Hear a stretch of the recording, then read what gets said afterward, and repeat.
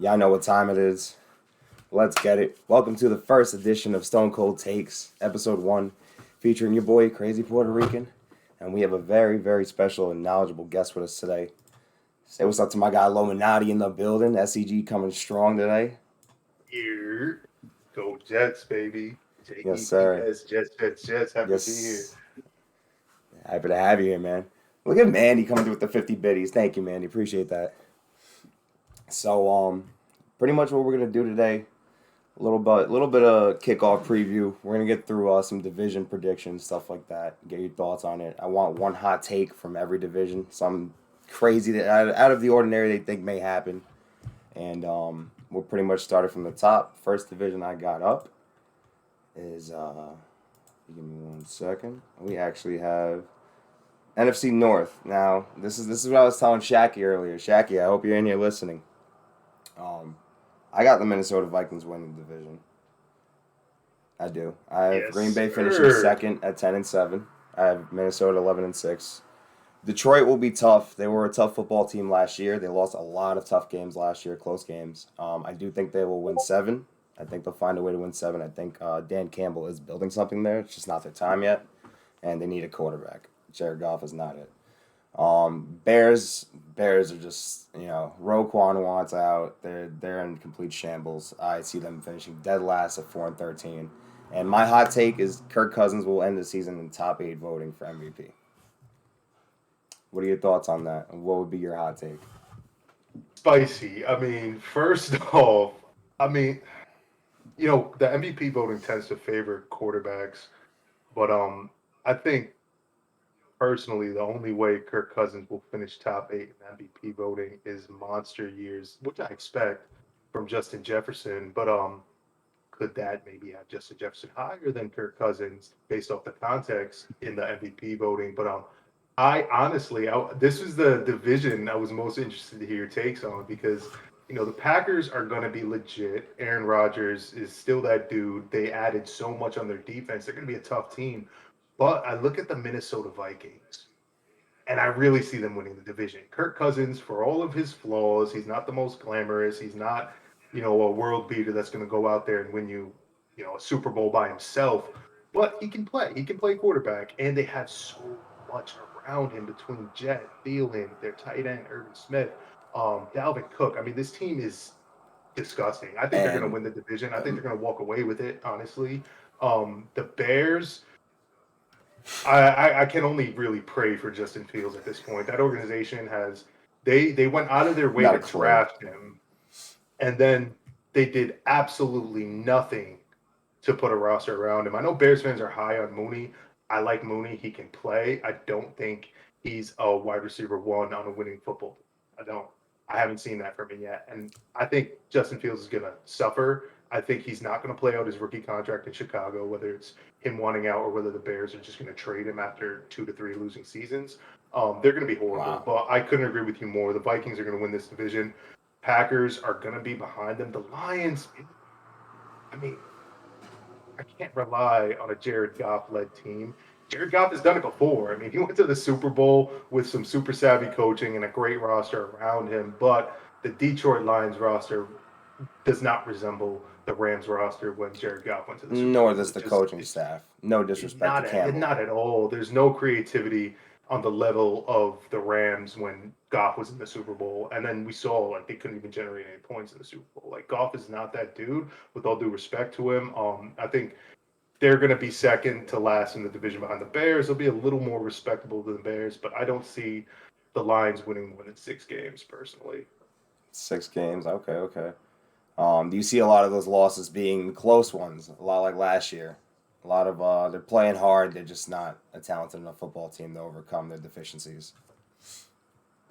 Or do you see it just getting uglier? Is it regression with 6 wins, or is I it think it depends on how six their young wins guys and play. Honestly, I think a lot of it is just going to depend on how their young guys play. I really With want to see Odell, how Amon Ra St. Brown follows up. That's going to be a huge factor. Our team's going to start doubling him. Are they going to key in on him, kind of like Galladay year 3 before he got hurt? We'll see. see the thing with Brown is when does Jameson? I don't know if he's ready for week 1, but Jameson Williams, the kid they drafted, is a speedster. He's a deep threat, and that could really open up the passing game. But then again, Absolutely. it comes down to Jared Goff. They have playmakers. They have good players. They need to trade for a quarterback or draft one coming I up after absolutely another losing agree, season. and maybe they end up benching Goff just to tank. Honestly, I would hate that, and it's maybe a he starts off on absolutely. a decent enough half-year run where they just say, listen, he kind of gained trade value. Maybe a quarterback gets hurt on a contending team. They're desperate. Something along the lines could happen to garner him some trade value, but they definitely do need to look at the future in terms of quarterback. I agree. And for what it's worth, these teams like the Lions, who are kind of on the fringe, like you'll say, like they're a year or two away from being a really good team if they have their Right. quarterback. This is the year to tank. Like this is an absolutely loaded quarterback class coming out of college this year. Mm-hmm. Um, you know, I'll talk more about the Jets later, but if things I mean, don't go it's the the way Shroud I hope they sweepstakes at this go, point. it's the Stroud sweepstakes, and it's this is a year to tank. Like if the Lions wanna, in my opinion, take that next step as a football team, throw in the towel this year. I mean, this is the Detroit Lions organization. They've been, either good with Stafford but can't get over the hump, or dog shit for the last few years. Just throw in the towel, get yourself that franchise quarterback, and then you're off to the races because you have the pieces if you have a talented quarterback. And I really do believe they have the coaching staff structured, defensively and head coach, offensive coordination. We'll see. We'll see if there's any added creativity. My worry with the Lions on that note is Dan Campbell falls into the Joe Judge hole, where things looked bright at first. You had the guys playing hard, but you didn't add anything to it. You didn't try and expand your horizons with terms of creativity, pre-snap motion and offense, things like that. And his words just started falling on deaf ears. And I fear that if the progression that's expected in Detroit internally, because there's a lot of upside there, if it's not met, I feel like he may fall down that same hole, undeservedly so, because I do believe he's a solid head coach. Oh, absolutely. I mean, to me, it reminds me of chip down memory lane when Todd Bowles was the coach of the New York Jets. I knew you were going to use that We comparison. I mean, Todd Bowles, I still to this day think he should not have been fired. He I love got he got Rodgers a lot blackballed. He now, got blackballed. but I had We to know live it. through Adam Gase coaching my team, so I will always say Todd Bowles should have never been fired. But there was not a lot of offensive creativity on his part. Offensive coordinators were bad, and then he ended up taking the brunt of those decisions that were made by the front office and him to bring those guys in. And now I'm wishing him the best in Tampa, but it's very easy Those if are some all big of your shoes to fill. pieces aren't in order, if all of your coordinators aren't in order, it's very easy for a defensive minded or offensive minded head coach to get canned quick if your coordinators aren't able to carry the brunt where you have deficits. Mm-hmm. Absolutely. That'd be very interesting to see. That's actually a point we're going to get to when we get to the our next division. So, what's your hot take for the NFC North before we wrap it up? NFC North, my hot take is mm, I'm gonna go out on a limb here. I'm gonna say this is gonna be the first year that we see significant regression from Aaron Rodgers. I think Hmm. not having Devontae Adams anymore is going to hurt him. He's getting older. I mean, certain guys tend to defy father time, like Tom Brady, Okay, that's not going to but work. you know, arm talent aside, Aaron Rodgers has proven he's no Tom Brady when the lights are brightest. I think we're going to see a bit of regression from Aaron Rodgers. I don't think he's going to finish near the top of the MVP race like he usually does every single year. Right. And I think this is the beginning of the end for the Rodgers era in Green Bay. I love it. I love the take, and it's a huge part of why I see the Vikings winning.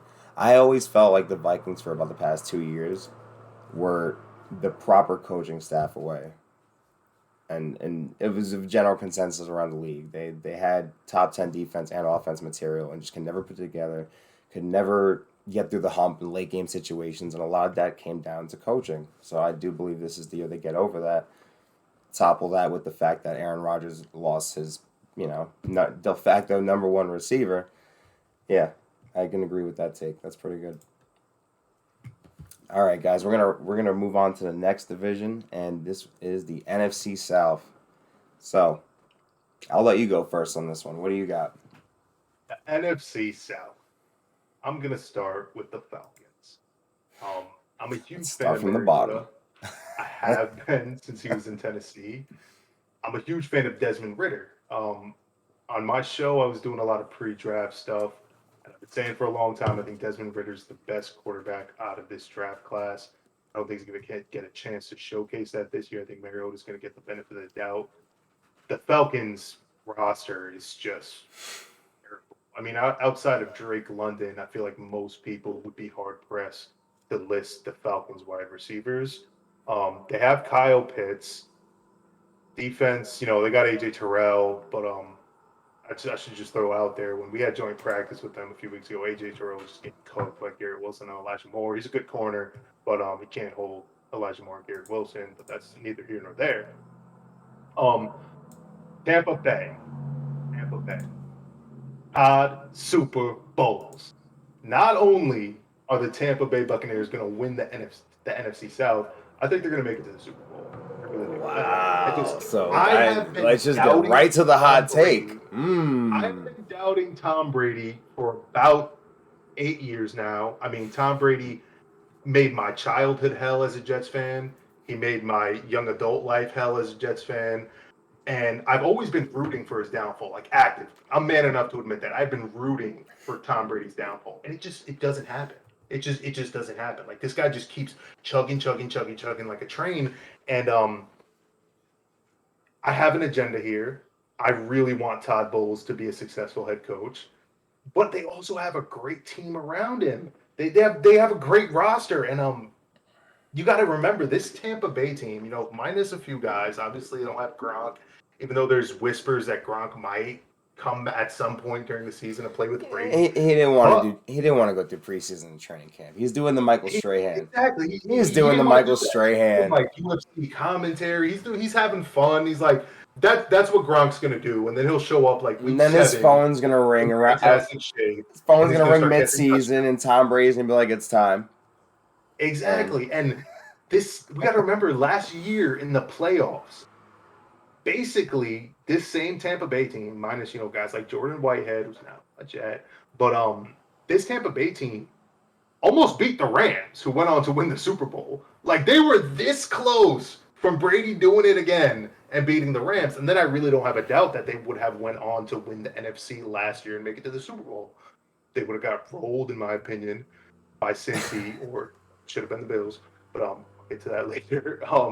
But this Tampa Bay roster is good. Tom Brady, I I've been rooting against him for so long that it's almost time for me to actively start rooting for him. Like I want to see him defy Father Time for as long as possible. Like at this point, I'm like, can he win games at 50? This man is unstoppable. Like so I really, all that aside, just roster construction, I think the Tampa Bay Bucks are really good. The Panthers, they're gonna be shit. I mean, I'm not a Baker Mayfield hater. I think he's got some tools, but I'm already seeing today that Christian McCaffrey might not play week 1. He's already dealing with some injuries, and like that's the engine there. And then you're playing Sam Darnold like $25 million a year to sit on the bench. Like that's no way to win football games. They have good young pieces. I like a lot of their pieces. I love J.C. Horn. I love Jeremy Chin, but this roster is not good. I think they're going to be around the Falcons, just miring in the bottom. The Saints, up until about last week, I thought the Saints were going to run away with this division. They traded away Gardner Johnson. Then Marcus May went and fucked around and got arrested. That hurts. Marcus May is a hell of a football player when he's on the field, but he keeps getting arrested damn near every year, and it's like, or he's either arrested or injured every the year. best ability is availability. Availability, exactly. And I am ridiculously high on Jameis Winston, famous Jameis. I mean, he was playing great last year until he got hurt. He was playing great. He was balling, and it broke my heart when he got hurt because I'm like, this is the Jameis I thought we were going to see out of college. Like, he was throwing a million turnovers in Tampa Bay, but then last year, it was like a whole new Jameis. He had the same type of arm talent, the same type of arm strength, but he wasn't turning the ball over. And I'm like, oh shit. The Drew Brees effect, the Sean Payton effect. this is real good. And I think the Saints are going to be good. If they have some guys that can step up to replace, to some extent, Gardner Johnson and Marcus May, but I don't think And I think those are two key another key losses on reports the out of defense. camp are saying Michael Thomas looks amazing. Michael So Thomas looks amazing. Oh, if I could just talk about the Saints draft one time. and Olave. Two of the two of the biggest people that I admittedly hated on the entire pre-draft process was Olave. Chris Olave and Trevor Petty. Chris Olave, I've hated on him a lot, but I've also said that he might be the one that proves me the most wrong about my pre-draft predictions. He has the speed, he has the tools. I think he Right. was a He has huge the physical. benefactor of He playing has the next to physical Garrett makeup. Wilson at Ohio State. But Trevor Penning, I mean, my biggest thing with Trevor Penning is he has all the talent. He's always had all the talent. He can be an excellent tackle in the NFL, but I don't know what's wrong with him. I have no idea what's wrong with him. Like he can't help himself from catching penalties. It was an issue in college. I think it's going to be an issue in the NFL. He started like 4 fights at camp with his own teammates, like joint practice and all Right. that. Even a couple skirmishes with your own team, it's cool. But it was like every other day. I'm seeing this dude's gotten into another altercation Right. with his Where teammates, and now he's a locker room enigma, and that if becomes an he issue. can if he can rein in that attitude that it seems he has, I think he's going to be a great tackle. Like he's extremely talented, but at this point, until he proves me wrong, I think he's going to hurt the team a lot more than it helps them. You start catching those flags and you're playing back every single play, that's going to hurt. Unless Right. Jameis is famous And Jameis and he and looks things like great. that right there, the overlooked things that people don't realize is that's going to come down to an offensive line coach who can teach him proper technique, who can coach those bad habits out of him. Those are a lot of things that people don't look into when it comes to team building is guys like this. Like, the talent's there, the makeup's there, the physical output's there. What's the issue? And that's what it's up to coaches to find that, coach them out of it, and coach them into good habits. And that's going to be a huge key for that. Oh, But 100%. They need somebody I that's going learned to to grab their never offense. doubt a big Iowa country boy. Never doubt them. They're He'll find. tough. They're tough. Yeah, man. Those meat and potato boys are tough. Those corn-fed tackles out of the Midwest I are tell some you. tough boys, man. Like I tell you. Shout I out to my can't guy hate on them. Shaggy. Shout out to Shaqy. They're some tough boys. I Hmm. got no hate on that. They are absolutely built for They it. don't even peel the But corn. Just straight you just stalk and eat it, everything. husk and all. But at some point, and I hope he does because he's extremely talented. He's got to cross the bridge from having this personality that he does, that he's a tough guy, he's a corn fed, he's gonna drag you out back, beat you up. Like he would have been the perfect bouncer in another life. Right. Rein But that he's back a little bit. A little more gotta technique. cross the line into professionalism at some point, especially with his teammates. But even if he never does it with his teammates, just don't hurt the team Sundays by catching flags. Rein that in because you have the talent, you have the technique. You just gotta rein it in and not catch these flags. I think he's going to be better than Olave. I'm still not a beater. I'm still not a believer in Chris Olave. I'm not. He's got to prove me wrong. I really think he benefited a lot from playing next to a route runner like Garrett Wilson, who broke every Ohio State receiving record. Um, he's the prototypical. But then again, Michael Thomas. If Michael Thomas is Michael Thomas, that's like having Garrett Wilson on steroids next to Olave, and it really opens up the Yeah, open. downfield game with Mhm. Olave's speed. So I mean, it could go one or two ways. Yeah. Either Olave opens up Michael Thomas underneath, or vice versa. So. So they got to show and prove to me. But I'm high on the Saints. I think they're going to be a good football team. I think they'll probably squeeze into the playoffs. But barring health concerns for Jameis Winston or whatever, I think they'll sneak into the playoffs. So I pretty much agree with that. I do have Tampa Bay winning the division at 12-5. No reason to believe not to. Now there is one concern. This is why I don't have them going to the Super Bowl. And shout out to my guy Day, SCG Strong. He mentioned it. He's a huge New England fan, Boston Strong, all Boston through, and he said there are definitely concerns about the interior line. And I agree. Ryan Jensen's hurt. Kappa retired.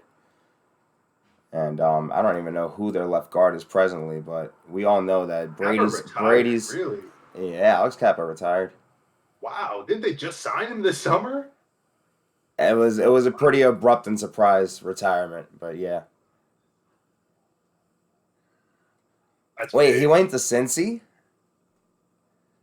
What did he retire, unretire? Because remember it was like a whole thing with, or was it Jensen that retired? I know one of them abruptly retired, and I guess he must have. Oh, their other guard retired. Who the hell was the other guard? No idea who the other guard I know they have a rookie now, but who was the other guard? Well, point being, they have a new center and two new guards, and we all know Tom Brady's biggest weakness is pressure up the middle. Sure That is. Oh, is that's a fantastic point. that is how the Giants were able to neutralize him twice in the Super Bowl, and it's kind of how the Rams got to him in the fourth quarter of last year's game was they started ramping up the pressure and the blitzes up the middle, started stunting up the middle. So that's I still think they're a good enough football team to win the division by far. But should they run into a tough defense like San Fran, the Rams, I don't know. I don't know how they fare. Those are really good pass rushes, and they're going to be screaming at them quite often. But second place definitely have the Saints. I got them finishing about 10-7, and a lot of the points that you made. I love Winston. I love the Winston. Out of college, I'll admit it too. I drank the Kool-Aid hard. So I'm struggling in Tampa. Wondered why like this kid just flicks his wrist and chucks it 70 yards, and you could tell he's a smart football player. I felt like it was more he was just trying to press a lot in Tampa. He knew what he had around him, and he always kind of felt like he wasn't doing enough, so he tried to do too much. And I think Sean Payton coached that out of him. That's a huge thing I was mentioning before is coaching bad habits out of players. They kind of taught Winston, hey, here you don't have to do that. You have this defense. You have these guys that can lead you. You don't feel like the weight of the world's on your shoulders because you were a number one pick, because he carried that. We know he did.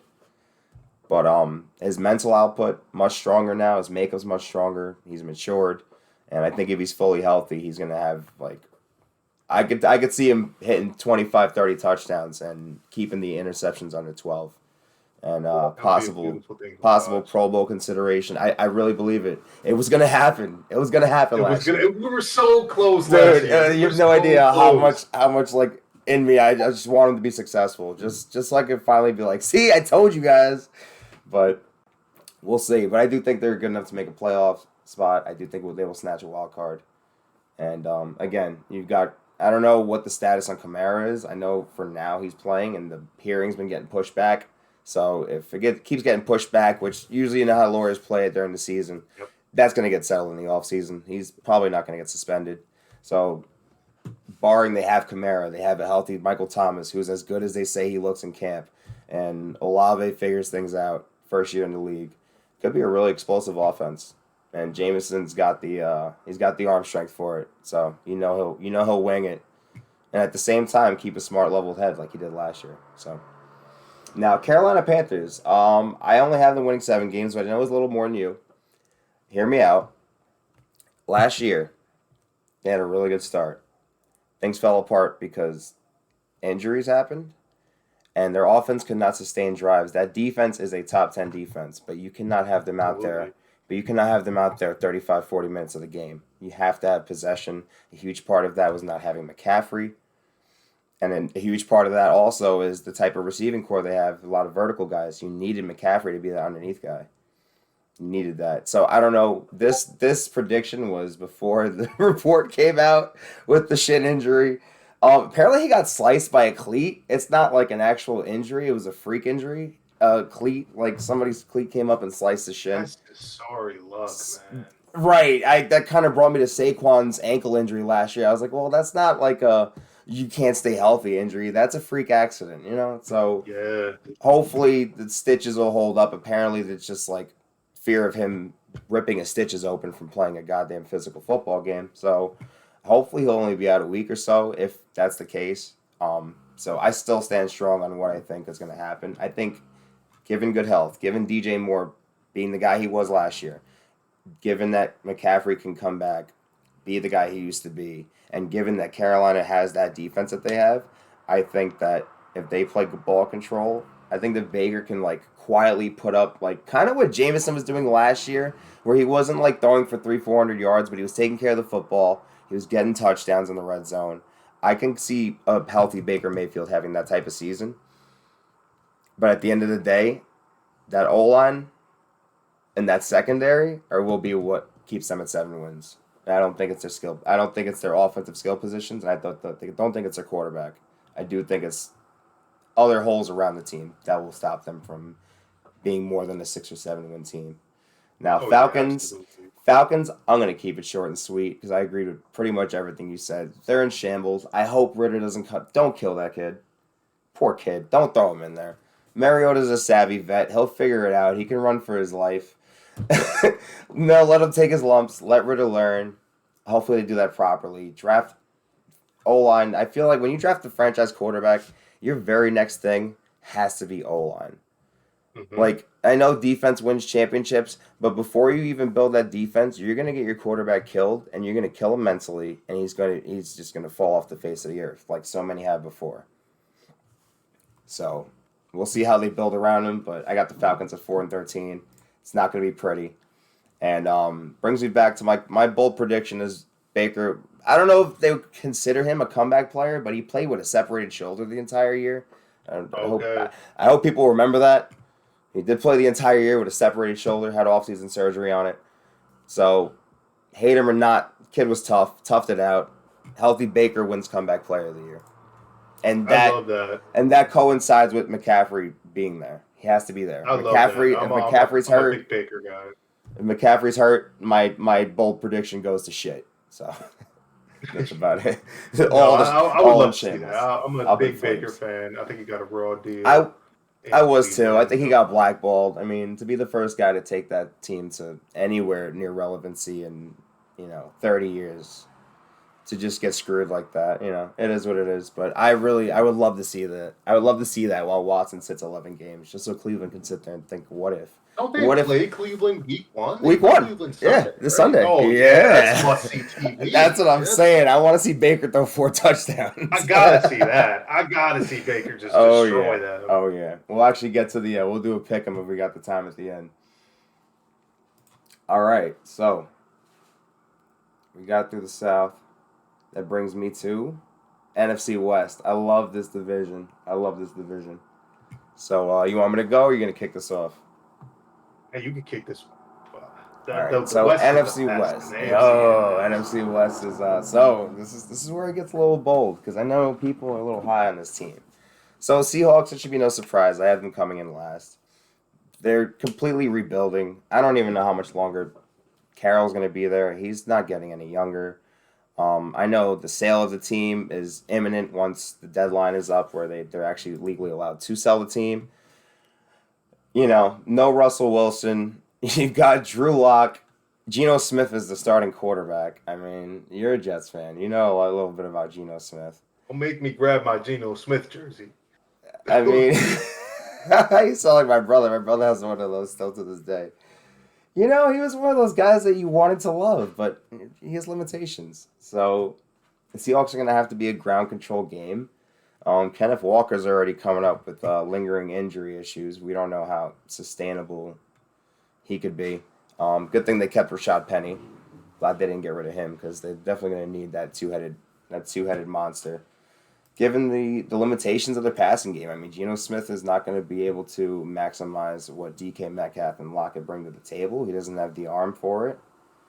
They're vertical receivers. I know Metcalf has vastly improved his route running, but again, and what they do best is stretch the field. You had Russ to do it. You don't now.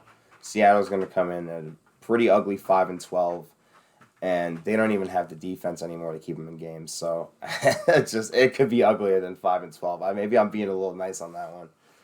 But so here's my hot take. Arizona Cardinals are going to once again have a second half collapse. And I think at this point it's just mental. And I don't think Kyler Murray has the mental strength to get over that hump. I think it just history is going to repeat itself, and Kyler gets traded in the offseason. He's getting shipped. Done. He's out of there after this year. Okay.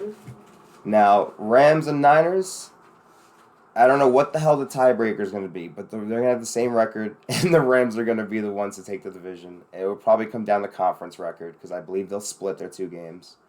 And I also believe they should both sweep the Cardinals and Seahawks. No issues. I believe the Cardinals and Seahawks both go 1-5 in the division, and their only win coming against one another. So there you go. There you have it. San Fran, I think Trey Lance is in a perfect situation for a quarterback like himself. He had a year to learn. He has all the tools and makeup to be really, really good, to basically be possibly a better Kaepernick. I mean, if you remember what Kaepernick was in his prime before all the bullshit. Oh, yeah. He has that. He definitely has that potential, and the offense is around him. He's got 2 really good running backs. They've got Debo. They've got Kittle. They've got that O-line. That defense just looks to get stronger every year, it seems. So I think they're going to be 11-6. I think Lance has a fine year. He doesn't have to reinvent the wheel. He could basically do what Jimmy Garoppolo did last year, but with higher upside, more potential. Now the ceiling is higher. The floor is even higher because you add in his rushing. You add in his legs. That's something Jimmy didn't really bring to the table. So that's another element that teams are going to have to coach up for. So I do believe San Fran, even with the quarterback transition, finishes at a smooth 11-6. They'll get in on a wild card spot. And the Rams are the Rams. They didn't. I mean, outside of Odell and Vaughn, they didn't really lose too much that I saw that really concerned me. Robert Woods wasn't even a difference maker at that point anymore. Odell, I mean, what did he really bring to playoff time? He kind of just went on a hot streak. Rams didn't lose too much. I think Stafford's situation's overblown. I don't know if you saw the spread, but it was 2.5 points. And after the report this morning that Stafford had an off-season procedure on his elbow released, it went to 8.5. Oh, wow. 8.5. I told everybody in my chat. I said, I'm not a betting man because I'm in New York. But if I was, you better take the Rams. You better take the Rams. They're going to cover that. They're not losing by 8.5, by more than 9 points. It's not happening. No way. First game, teams are not even fully in shape yet. You know how it goes. The offenses are traditionally slow in week 1, especially when it's the Thursday night kickoff game. Which, by the way, I do have the Rams winning. Sean McVay's never lost a season opener. He's still undefeated. I believe he'll keep that trend going, although I'm huge on the Bills this year. We'll get to that later. So, that's pretty much it, man. Let me know what you think. I'm going to get a little crazy with that. I hope you're ready. I've got some things to say about the NFC West. Number 1, might be a hot take, bold take, might not be. Arizona's going to finish at the bottom of the division. They're going to be missing DeAndre Hopkins. I'm not going to sit here and act like Hollywood Brown is going to turn into a wide receiver 1 just because he's playing with his college quarterback. Very fine, too. I'm not going to pretend like all of a sudden NFL defenses are going to forget how to guard him just because he's playing with his college buddy. I'm not going to believe it. And frankly, I don't think they're a very good roster. I like Kyler Murray. I'm not a fan of the team. The Niners, I think they're going to struggle early on. I'm a fan of Trey Lance. I think he has a lot of tools, his size, his arm, his ability. He's huge. Like, what did he play? He was recruited as a linebacker or something in college. Like, yeah, this dude is massive. This dude is massive, and he's got some wheels. I think they're going to struggle early on while he figures it out, and I think they're ready for. They expect that at this point. He's a second-year quarterback. He doesn't have a ton of experience. I think they expect that at this point, but I think they'll be fine. The Rams, I think they win the division. They added Allen Robinson. I mean, Allen Robinson's a damn good wide receiver.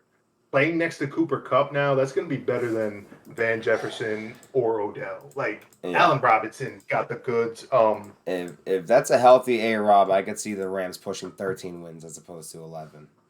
I could be a little worried about Stafford's shoulder, but if Stafford has shown me anything throughout his career, I've always been a Stafford fan because I watched him get beat up every single week with the Lions, and he was still out there making those throws. So I think Stafford's going to be fine. I think he's going to be fine. Stafford. I think the Rams are going to win the division. Now, my Super Bowl take, the hottest take around, I think the Seahawks are going to be a good football team. I think they're going to be a good football team. Number one, praying for this ever since, mind you, partially why I've been praying for this is because I do a Jets theme team in Madden. I would love a Geno Smith card. I think Geno Smith is a good quarterback.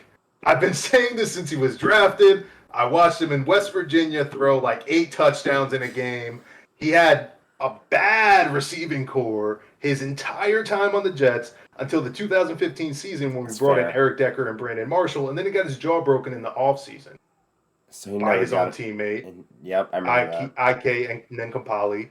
And but leading up to that disastrous moment in Jets history, he was on fire that whole season. Then we all know what happens. He gets his jaw broken. Ryan Fitzpatrick comes in. Ryan Fitzpatrick turns into a quarterback for for a whole season, and then we win 10 games. We almost make the playoffs, but then Ryan Fitzpatrick became who he's always been in the last game of the year when we played the Bills, and we missed the playoffs by 1 game. I've been saying this for years. If Geno Smith was healthy that year, we make the playoffs. Am I wrong? He threw 4 picks in that game. Yeah. Oh, it was so bad. It was so bad. It was horrible. It was horrible. I mean, Chris Ivory. I can go on about that specific game for like 2 hours. But Geno Smith last year, weeks 5 through 8, with DK Metcalf, this dude, it was unbelievable. He was throwing up, what was it? It's 295 yards DK had, 5 touchdowns, and an 86.2 receiving grade. I mean, that's with Geno Smith at quarterback. Rashard Penny is very good. Penny is extremely good. He's a bruiser, and he can get yards. But again, his question mark is health. I think Geno's going to bring them to a respectable record. I still give the benefit of the doubt. I mean, the NFC isn't a bad conference by any means. I think the Niners and the Rams are going to make the playoffs and be a very good team. The Niners will probably make the playoffs and be a very good team, even if they struggle on early. I think the Seahawks are going to be on the outside looking in. But I have them winning 8 to 9 games. This is all Geno bias. I'm a huge believer in Geno Smith. I'm so happy he won the job over Drew Lock because I'm not a fan of Drew Lock. And I think Geno is going to prove to people that he can still play in the NFL. He was always promised. He was always promised with this arm. He's got a little speed to him too, but he's a little older now. But I think Geno Smith he won the job. I think he's going to keep the job. And I think they're going to be a fun little, I think they're going to be a tough out. I think they're going to be a very tough out. They've lost some players on defense, but they got a lot of young players on defense too. I think losing Bobby Wagner and losing DJ Reed Jr. is going to hurt. DJ Reed, once they switched him to right side corner, was absolutely shut down. I don't think he allowed a touchdown on that side. So those are going to hurt. But Geno Smith is going to make them a fun team again. I can't wait for the Seahawks season. I can't wait for Geno Smith Team of the Week cards later on in Madden. Let's go, Geno. That's my bold take. Seahawks are going to be a respectable team. They're going to win 8 to 9 games and maybe sneak into a wild card. Who knows? They're going to be in the mix, though. Lominattii's going to be in the mix. Loman's got the chat going a little wild right now. They're going to be in the mix. Day says this is the boldest prediction on this side of the Mississippi. Sheesh. Let's go, Geno. Geno. Okay. Let's go. Hey man, when we do our postseason cast, we're gonna remember this one. Yeah, book that one. We're gonna review that one up. We're gonna look at the film a few months from now. Flip that one up. We're gonna have to look at that film. I'll own it. Hey, when Geno chops, I want my roses. I want my flowers. So I'm gonna guess that you'd agree with Kyler getting shipped. He's done. Yeah. He finished last. He's gone. He's got to be. There's no choice. It's not working. He's got to be. They just paid him. And then there was that whole weird clause in his contract that, frankly, they only took out of his contract because social media was making fun of him. I've been, my thing with Kyler, and I don't want to disrespect him too much because he's got talent. Crazy talent on just a pinky, but... I don't want to disrespect him too much, but I'm going to disrespect him a little bit. He's kind of stupid. And quarterbacks before they get drafted, they take, what's it called, the Wonderlic test or something like that. He had one of, if not the lowest score on that in the history of the test prior to him being drafted. So when I saw the clause in his contract, I was like, oh, this makes sense to me.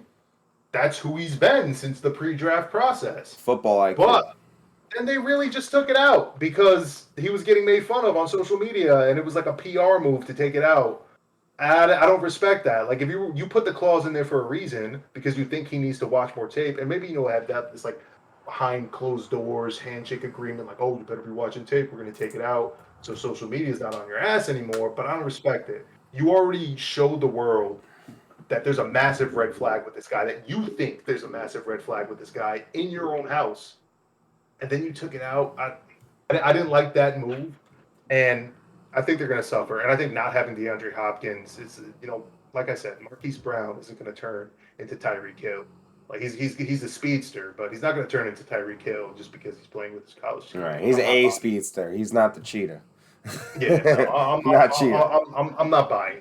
I don't even think he's Brandon Cooks, and like I'm not buying Hollywood Brown as your wideout one. Totally off subject, but Brandon Cooks has been maddeningly underrated his entire career, and I'm so sick of it. So underrated. Brandon Cooks, so how many 1,000 yards? The only problem with Brandon Cooks is he's always concussed. Like, I feel bad for the guy, but he has a litany. He's an automatic 1,000 yard. Yeah, he's an automatic 1,000 when he's healthy. Brandon Cooks is a good player. And I think Hollywood Brown is definitely below that in terms of skill. Mm-hmm. And because it's not like Hollywood Brown. His job wasn't the hardest in Baltimore. Like, that was a run-first team. Everybody had to overcommit to Lamar running, to the running backs running, to Mark Andrews. And that's when you took the top off when they set up play action. You just beat the play action streak. He still wasn't a world beater. But now he's going to be a world beater with Diet Lamar Jackson. I'm not buying it. They're going to finish at the bottom of the division. Diet Lamar. I love it. I couldn't agree more, though. I think the same thing's going to happen. They're going to get off to the nice little 4-2, 3-1 start. Things are going to look happy-go-lucky. They're going to hit the tougher part of the schedule. I don't know if you looked at it. And it's going to get brutal. And now, you're saying last place. That's bold, especially combined with the Seattle take. I like it, though. When they hit that tough part of the schedule, you're going to be working Hopkins back into the mix. So listen to this. My guy Danny says, you know how he always plays well until midseason? I saw a video at how his performance goes down around the release of new Call of Duty games. Apparently, reports that he has a legitimate gaming addiction. So, and those always, Call of COD always drops around the end of October. November. And that's right when the schedule is getting tough. That's right when Kyler starts playing like absolute trash, honestly. They got to keep him away from Modern Warfare, too. There's too many late nights on Modern Warfare. And that's an excellent point. The crazy part is he streams it. The crazy part is he's streaming it. He's a madman. If I'm a team spokesman, I'm going in there like, hey, bedtime, buddy. We got practice in 5 hours. We got to, gift 5 subs for Kyler to go to sleep. Love it. It definitely lines up day. Absolutely. I like that. It's a very good point. Because COD always releases around like Halloween, before Thanksgiving. Lines up with right about the time where Kyler's play decreases. It honestly makes sense. I never even considered that. It makes complete sense. All jokes aside. Complete regression. I know he plays his ass off. It makes complete sense that he just wants to be a COD demon. And listen, you're a made man, you're a millionaire, but hey, just stop playing football and fuck it. Go do whatever, bro. You could just play video games all day and probably be happier. All right, guys, wrapping up the NFC conference is the NFC least. And given that part of my take may be a little biased, I'm going to let you kick it off, Lon. I'm gonna start with who I think is gonna win the division. I think it's gonna be the Eagles. I saw that take coming. The Eagles, first off, they play my brand of football, run heavy. I love a mobile quarterback. They have great defense, and this team was tough as nails last year. Sirianni's a damn good coach. He's building a culture over there. I've always been bigger on Jalen Hurts' arm than most. I think he gets a raw deal on his arm sometimes. He doesn't have crazy arm power that's Josh Allen, Mahomes, those guys, but he can make some tight window throws. He can find guys in tight windows. And this team's gonna be good. They added AJ Brown to play opposite Devonta Smith. I mean, come on. Like, this team is going to be, I think they're going to run away with this division. I think they're going to just run away with it. My bold take for this division, and I have nothing to back this up. I have absolutely nothing to substantiate this. It's just, I get these gut feelings. For an example, I have to DM you the receipts later. The summer before, I'm going to cross the sports spectrum for a moment. Go for it. The summer before Jimmy Butler joined the Miami Heat in like February, right before that summer, I literally had a dream that he joined the Miami Heat. And I texted my best friend because he's a Miami fan. I'm like, yo, bro, you're going to get Jimmy Butler this summer. And then it happened. I'm like, oh, fuck, I was right. Cool. I could fucking take that to the bank. My bold take, I feel like Carson Wentz is going to play how he did when he was in the MVP race in Philly. I just feel like Carson Wentz is just going to come out slinging, being him, and then I think he's going to be shit again next year. I think Carson Wentz is just one of those players. He's a feast or famine player, but I think we're hitting that time of his career again where he's a feast type of player. I love Riverboat Ron. I'm a fan of him as a coach. I like their wideouts. I think they're going to be a good team. I think they're going to be a good team. I think they're going to finish second in the division. I think the Cowboys. I don't know what's up with them. They can be great.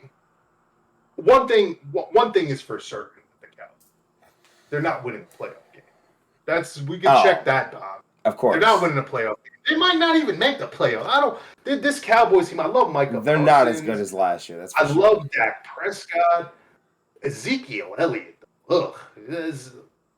That's not doing nothing for me. I think they're going to be third in the What's the hate on Zeke? I don't get it anymore. Zeke he's the man had almost 1,000. The man had almost 1,000 yards on 4.5 yards of carry, and everybody's fucking dicking him down like he had a Barkley year. If you just look at his career.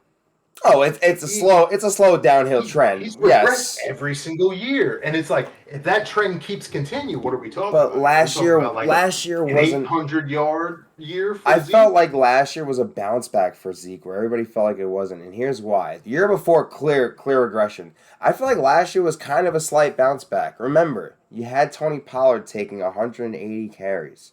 Zeke did not have that in the beginning of his career, which led to more carries and led to more volume work, which led to more yard output.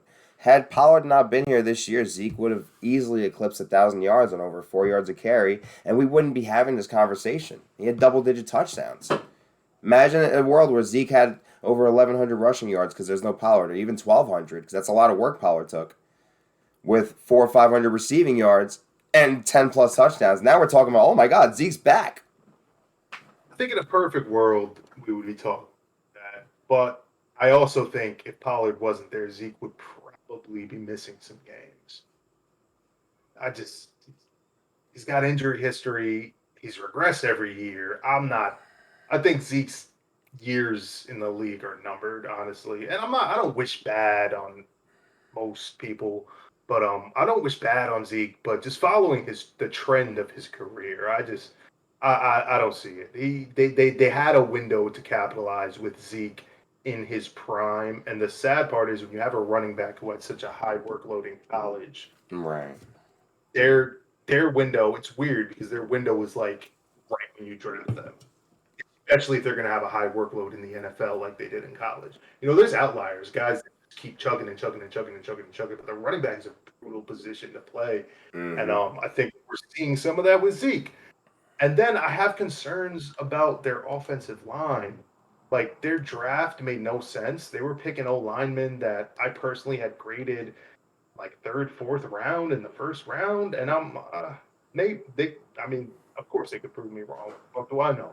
But I have concerns about their O-line. I love Dak Prescott. I'm a huge Dak Prescott fan. But I just think there's too many ancillary pieces and not enough actual pieces. I like CeeDee Lamb. Gallup is all right. They got some speed now. The thing is, there's health concerns. Washington's out, as we know that. Gallup's not a go. If it's the thing, it's like you said with the Cowboys, is they could either exceed my win output. I have them at 10-7, grazing by in the division. They could be a 12-win team, or the wheels could fall off. They go 7-10. McCarthy gets fired, so on and so forth. But yeah, I think it definitely health is the biggest question with Dallas and given how the receiving core looks right now, I definitely see your take. I see your take. I understand it. The regression around Prescott, he may not be able to carry the load, but we'll see. All right, so what's your NFC East hot take? Was it the Wentz thing? Was that what it was? So the Wentz was definitely the hot take. I also want to talk a little bit about the Giants, though. Your team, your Giants. Oh man, you almost forgot about them. Giants. I want Daniel Jones to be a good quarterback. I do. I'm a fan of some of his traits, some of his skills. He's got some speed to get to the outside. I mean, he be moving when he's going, he's going. Mm-hmm. I like his arm sometimes. He's turned the ball over a lot. Granted, a lot of the times like fumbles and shit that's not necessarily his control unless he puts the ball away. Which he did cut down a lot last year. He did. But I feel like, personally, if this team wanted to win games this year, they should start Tyrod Taylor. And Tyrod Taylor's not a franchise quarterback. He's not. See, my thing, but Tyrod's the best backup in the league. Oh, easily. He's the best backup in the league. Judge Daniel Jones fairly, and the reason I say that is because I've seen Joe Judge. We've all seen a lot of young quarterbacks who, weren't sure things coming out of college by any means, but have tools. We've seen young guys that go to teams that, like you were talking about earlier, when you draft your quarterback, the next thing you should do is put a line around them. Guaranteed. The Giants, I mean, they've made attempts. They've showed progress in that. Some of the young guys I think are quality, but they haven't done it. And then you pay Kenny Galladay, and I get the reasoning. I thought it was an overpay at the time, but I get the reasoning. You overpay to bring a guy in to hopefully help your young quarterback, but it's just contract going to work out, and it's going to hurt Daniel Jones even more so. And to my original point, I've seen these guys before that just come in, they take a beating, and they just never recover. And I saw it with Sam Darnold. I've seen it with a lot of Jets quarterbacks. And I worry that Daniel Jones might end up being one of those guys. And me personally, I know Tyrod Taylor can win football games. Like, Tyrod Taylor's not going to win you a Super Bowl. But for what he does, he's very good at it. I think he would excel in Daboll's system. I mean, he beat the Buffalo playoff curse, I mean, like Ty God Taylor. He's always been a very respectable quarterback, and he definitely has the makeup and the ability of taking care of the football, the intangibles. He has the intangibles to win exactly 8 or 9 games, and I get that. So I feel like for this team to win football games, Tyrod would be the way to go. But obviously, you have to play Daniel Jones. This is a crucial year. This is the last, basically, year where you're going to have to evaluate Daniel Jones. For Jones, Barkley, it's a big year in general. I hope he plays well. I think Saquon's going to have a comeback year. I'm a huge, huge fan of Kayvon Thibodeau. He got such a raw deal by the media in the pre-draft process, and it disgusted me, honestly. Like, I had him as the best edge rusher coming out of the draft. Oh yeah, far and away. He's just you can't. And I'm a Michigan fan. I'm a Michigan fan saying that. I love Aiden. The shit that Kayvon can do, you can't teach, and he's gonna be a monster for you guys for years. Get him healthy. Once he learns, he needs to learn counter moves. He needs to learn technique. But once he gets that, yeah. He's going to be insane. I'm a huge fan of him. And honestly, the Giants need a little bit of luck. You've had, unfortunate draft. I can't even call them mistakes, but what was the? I'm missing on his name right now. But you guys drafted a cornerback like 2 or 3 years ago that was out of the league. Oh, Eli Apple. No, it was he got arrested. He was a first round pick, maybe like 2 or 3 years Oh, ago. Baker, DeAndre, he got arrested with that Washington player. Yeah. So DeAndre Baker, and you can't miss on those draft picks, and it's that fortunate. It's totally off. But that case, did you actually read into that case? Did not, no. I think it was a frame job, but that's a whole nother segment for another time. Definitely. There was a whole nother player involved in it every step of the way that he was, yet that player got suspended for 2 weeks and he's out of the league. Doesn't add up to me. So that doesn't add up. I think someone got framed there. Yeah, DeAndre Baker, yep, Georgia. And he showed a lot of promise in his rookie year. Then he had huge regression, and then it was just like then came the the legal troubles. So sad story. Stuff like that really will just set a franchise back. Oh yeah, it can set you back years. Like Baker, and you think like, okay, we don't have to worry about that for a few years, but then the very next year you have to worry about it again. So I think the Giants finished last in the division, but I think you guys have a lot of young talent that I personally like. I'm a big Kadarius Toney fan. I think he's underrated. Just stay healthy. I think Kadarius Toney's wildly underrated, but until I see Daniel Jones be a really good quarterback, I have this team at the bottom of the division. Respectable. All right, so I'm going to go bottom to top. I got Washington finishing last. I think Wentz, if you looked at his year statistically last year and you didn't look at the ESPN blowing up bad plays, you looked at it on paper, you would have said, wow, 31 touchdowns. He only threw, I think it was 7 or 8 picks. It was under 10 interceptions. The man took care of the football for the most part until, of course, the most crucial home stretch of the season. But nonetheless, you would have looked at it on paper, you would have said, wow, that was a very comparable season to his MVP year. I think he regresses to the mean. I don't think he gets more than 22 touchdowns. I think his interception output is going to double this year. He does not have Jonathan Taylor. He's going to miss that. Brian Robinson got shot. Brian Robinson. And he's missed. Yep, he's going to miss the first at least 5 or 6 games of the year. Antonio, Mr. Fumbleitis Gibson. He's been hanging out with Tiki Barber too much, man. So Dotson's going to be a bust. Washington first round receivers never historically pan out, and he looks just like another product. He's not going to be the help McLaurin's looking for, and they're still going to struggle to find that number 2 option.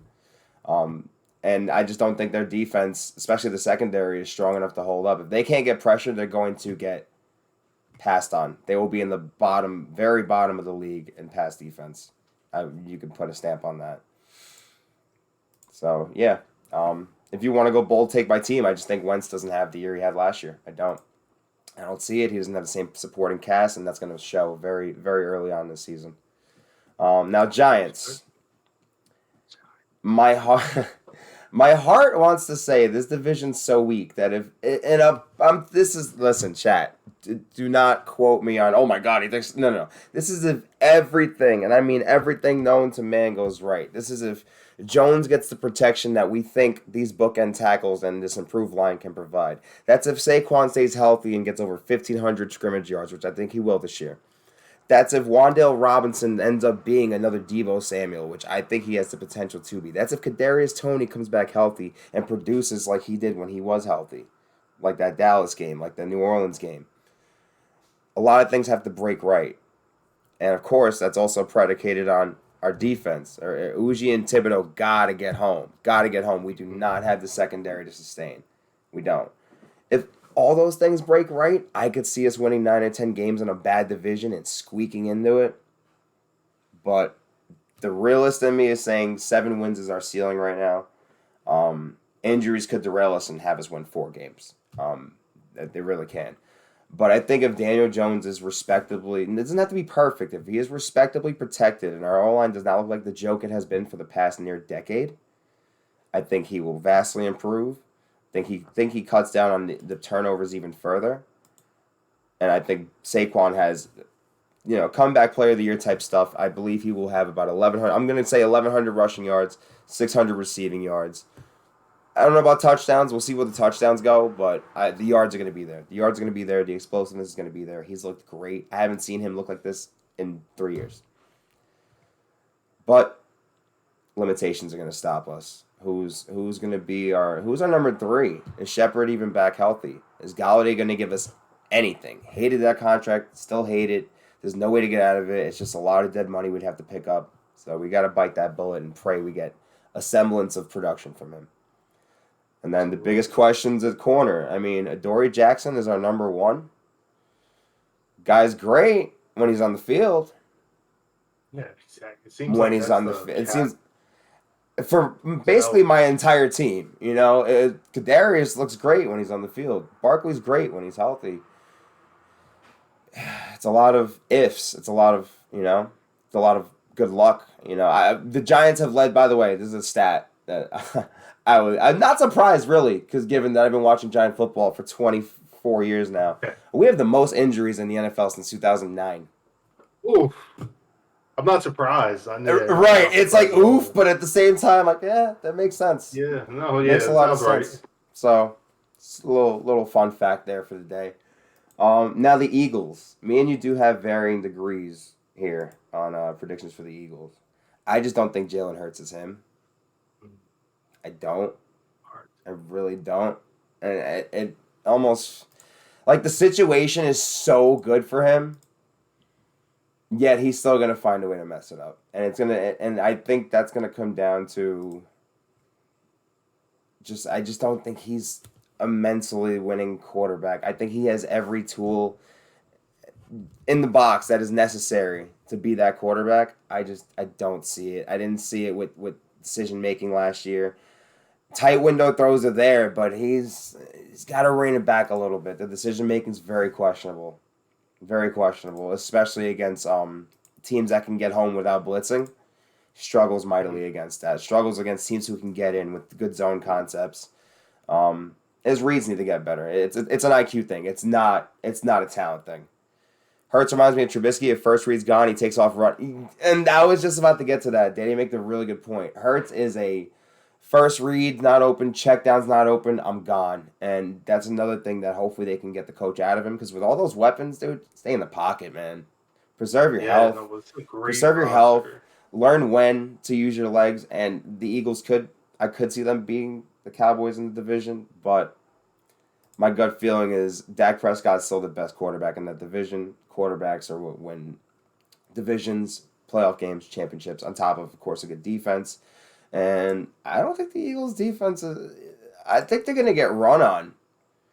They're going to get run on. And outside, not in the middle, Jordan Davis is clogging up 3.5 spots. Mm-hmm. But their edges are getting older. Edges are getting slower. And I don't know. That's my question with their defense is runs on the edges. Quick teams like San Fran. San Fran will give them fits. San Fran loves taking sweeps to the edges, misdirections, counters. Teams like that who can run the ball officially to the outsides are going to be their Achilles heel on defense. But I got them at 9-8. I think the team's super talented. I think Hurts is what holds them back. Now, Dallas. I did make this prediction with, again, them being healthy. This is why this division could possibly really go. It's so ugly. I mean, the Giants were a 6-win team, 2 years ago, and we were in December football fighting for the division. You just don't know where you're going to get from this division in terms of consistency. But this actually goes into a bold prediction. I don't know if you know this. An NFC East champ has not repeated in 14 years. Wow, yeah. Wow. Have not repeated in 14 years. It's been a different division win in the last 14 years. I think that trend finally ends. I do think Dallas goes back-to-back. I hate that those words are coming out of my mouth as a Giants fan, but we keep our takes real around here. So I got Dallas winning it. I think Dak has enough around him. Now, again, this is with Gallup coming back relatively healthy. Dak has the mobility to make up for shortcomings in the line, where Wentz doesn't. And again, Wentz's O-line isn't as good as remember, this is Washington's O-line that was really strong 2 years ago, lost a lot. Not the same O-line. No more Trent Williams, no more Brandon Shreve. They've lost a lot. I'm telling you, Wentz is going to feel that huge regression coming from Wentz, and it's due to the quality of the team around him. And my bold take, is Barkley's making the Pro Bowl with flying colors. He's Sure, I back would with a love to see vengeance. He's that. gonna be angry this year. He cannot wait, and I can't wait for him, man. Just no more freak injuries. No more like running into feet and getting your ankles. Like just no more bad luck. He just needs a little bit of good luck his way, and he will explode this year, and that's gonna help Daniel Jones a ton. So we'll see. We'll see. I think, like I said, if that happens, we could win 7 games and have a promising outlook on the future. I do think Daniel Jones is going to make it hard for us to make a decision on him. I think he's going to honestly shut a lot of people up and make the Giants. We're going to franchise tag him. We're not going to extend him. He's going to convince us to tag him, build more around him, and if he regresses, then we draft the quarterback. If not, I could definitely see that. maybe we found our guy. But I think he plays well enough that we have no choice but to tag him. Because if we're a 7-win team, we're not going to get any of the top 2 or 3 quarterbacks in the draft. It's not going to happen. Quarterback draft is deep this year. I think they'll all be top 10 picks, with Stroud being the consensus number 1. So if the Giants do win 7 games, we won't be able to pick high enough for a quarterback. We franchise Daniel. We give it another year. All right. Well, that wraps up the NFC, guys. We're moving on to the AFC, and we're going to start off with the North. I love this division. I love my takes on this division. I'm even more interested to hear yours. Pop it off. Let's start with the Browns. Bottom. They're going to be the worst. I love their roster. Great defense. Great running backs. Decent wideouts. I'm not the biggest Amari Cooper fan by any means, but decent wideouts. The Browns, though, you know who I don't believe in is Jacoby Brissett for 11 games. Or, if Jacoby's not working out, were they going to put in Josh Rosen? I don't believe in either of those quarterbacks, and defenses literally can just stack the box. Remember the diet? Chubb and Hunt all day. Remember that diet reference you made before? Yes, diet Lamar or Kyler Murray. Yeah, Jacoby Brissett is like the diet Tyrod. Yes, bro. Yeah, that's funny as hell. He's a wannabe game manager that can't actually manage a game. And it sucks, but I kind of have animosity towards him now because I was super high on him when he showed flashes in New England, and then he sucks. Like I'm not a fan of him. That team's I think they're gonna be in games simply because of how great their defense is. Oh yeah, but absolutely. I don't see them winning a lot of games. Like you've got Zell, you got John Johnson, you've got Garrett, cannot get it done. I think they brought Clowney back again too, right? Clowney was back for another year. So they're loaded on defense. Definitely brought Clowney back. It was a lot of close games due to poor quarterback play. The Steelers. I don't know what to make of this team. I don't like either one of their quarterbacks. Had a little trouble. And any of their quarterbacks. I don't like Mason Rudolph. I don't like Mitch Trubisky. I don't like Kenny Pickett. I don't like any of their quarterbacks. And that's why I have them finishing second to last in the division. I think their quarterbacks are better than the Browns. That's why I have them finishing above the Browns. I love Najee Harris. I love their defense. I like Pickens a lot. I like and I'm a fan of Chase Claypool. I think he needs to get better. He needs to get smarter. He needs to be more professional. But I do like Chase Claypool. I don't believe in their quarterbacks. Mitchell Trubisky, first and foremost. I'll believe it when I see it. I mean, I get he was, with Dabble. He was, with behind Josh Allen. He got to learn this, that, and the third. But it doesn't always work out like that. You got guys like Matt Barkley, AJ McCarron. These have been backups their whole entire life. How many times has Brian Hoyer backed up Tom Brady? Brian Hoyer has never turned into a good quarterback. Right. I don't think Trubisky's just going to turn into this wonderful quarterback because he sat behind Josh Allen and took some notes from Brian Dabble.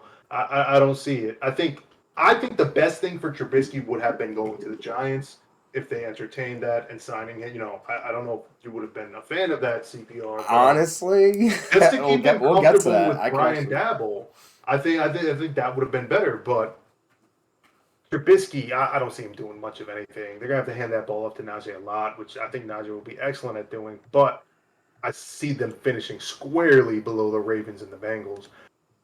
The top two, though, I go back and forth with this a lot. The Ravens. Took me. I don't know if you see the records, but yeah, me too. The Ravens had the best draft in the entire NFL.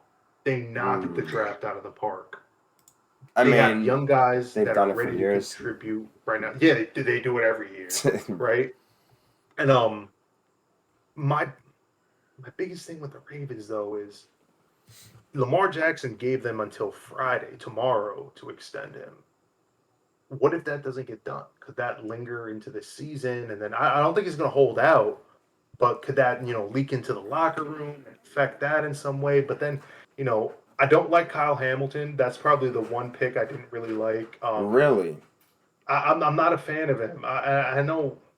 I'm a fan of him in the box. I think he's going to be a really great box safety, but I don't like his hips. If you're running mid blitz meta, he'll be great. Yeah, he'll be wonderful. But I don't see him holding his own yet in coverage. But then again, my problems with him in coverage, it's not really something you can teach. It's just he doesn't have the wiggle in his hips. But it's a good thing. I mean, they still have Chuck Clark, who I'm a big fan of. Oh, I love Clark. Marcus Williams. Their secondary. That may have been the most underrated signing in the entire free agency. Getting Marcus Williams for the deal they got him for. One of the corners they drafted out of Alabama, Jalen Armour-Davis. I'm ludicrously high on Jalen Armour-Davis. I think he's phenomenal. He didn't get as much shine as some of his other Alabama teammates. He's a little bit raw. But I think Jalen Armour-Davis is going to be a great cornerback, and I think it was the perfect situation. He doesn't have to contribute off the bat. They got Humphreys. They got Peters. Jalen Armour-Davis can just learn, and I think he's going to be great. I'm going to put that. He was a fourth rounder. Yeah. Another interesting pick for the Ravens. That fourth round tight end, Isaiah Likely. You know how they developed their tight ends. Both of the tight ends they drafted. I mean, this team. I like Charlie too, but Likely, I actually got to see a little bit of Likely. I know he played for. Likely gets up there. He's got great ball tracking skills. I was just about to say he's that 1-on-1 50-50 ball guy that. The Ravens love those guys. That's their tight ends. They want their tight ends to go vertical. That's how they go with their offense. And if you're running 12 personnel sets with two tight ends, Mark Andrews. Mark Andrews and Likely, and then you can go into jumbo sets. And then jumbo sets, bringing in Charlie. That could be nasty business. I mean, I'm really on the fence. My heart tells me the Ravens are going to win the division. All due respect to the Bengals and what they accomplished last year. Heart tells me the Ravens are going to win the division. Mm-hmm. My mind tells me if the Lamar deal doesn't get done, it could linger and hurt the team overall. I think Lamar's a professional at the end of the day, and he won't let it happen. But a stink like that always tends to leak into the locker room. Right. And so I'm gonna put the Bengals winning the division, but I definitely want to posit that with saying like I feel like the Ravens might win the division. The Bengals, their O-line got a little bit better. I mean, they spent the whole draft on it. I hope so. They didn't really lose anyone of significance. They have three wide receivers who can all get 1,000 yards. 4,000 yards. Mm-hmm. This team is just ridiculous. This team is just... They came back loaded, for sure. Joe Mixon showed his ass last year. We'll see it doesn't seem like Jesse Bates is going to hold out. So, I mean, that was a concern for me initially during the offseason that, this Jesse Bates deal, it's not going to get done. Like, this is likely his last year on the team. But, it sucks. It's a cap casualty because it's the salary. That's right. Yep. But Kappa's in Cincy. Okay. He said he wasn't going to hold out. Initially, it looked like he might hold out, but then he's like, fuck it, I'm going to play. No, they lost my guy, C.J. Uzomah. Thankfully, they lost C.J. Uzomah. I think he's going to be great on the Jets. But I don't think he's not, he was like a 500-yard guy, red zone threat. It's not that big of a loss. Like, you can survive without C.J. Uzomah. I mean, he was a great locker room guy, though. But I got the Bengals winning this division and not repeating to the Super Bowl. I don't think they're going to make the Super Bowl. But I definitely have them winning this division. Yeah. Well, little tidbit to add to that. I don't think either team from last year will be representing this year. Yeah, same. Me too. So, Where they're finishing pretty much aligns, in my opinion, with yours. I have Cleveland coming in at 6-11. I could almost say that they'll probably go 3-8. 3-8 without Deshaun. Give it a little time for them to mesh. They finished 3-3. Probably win the last 2 games of the season.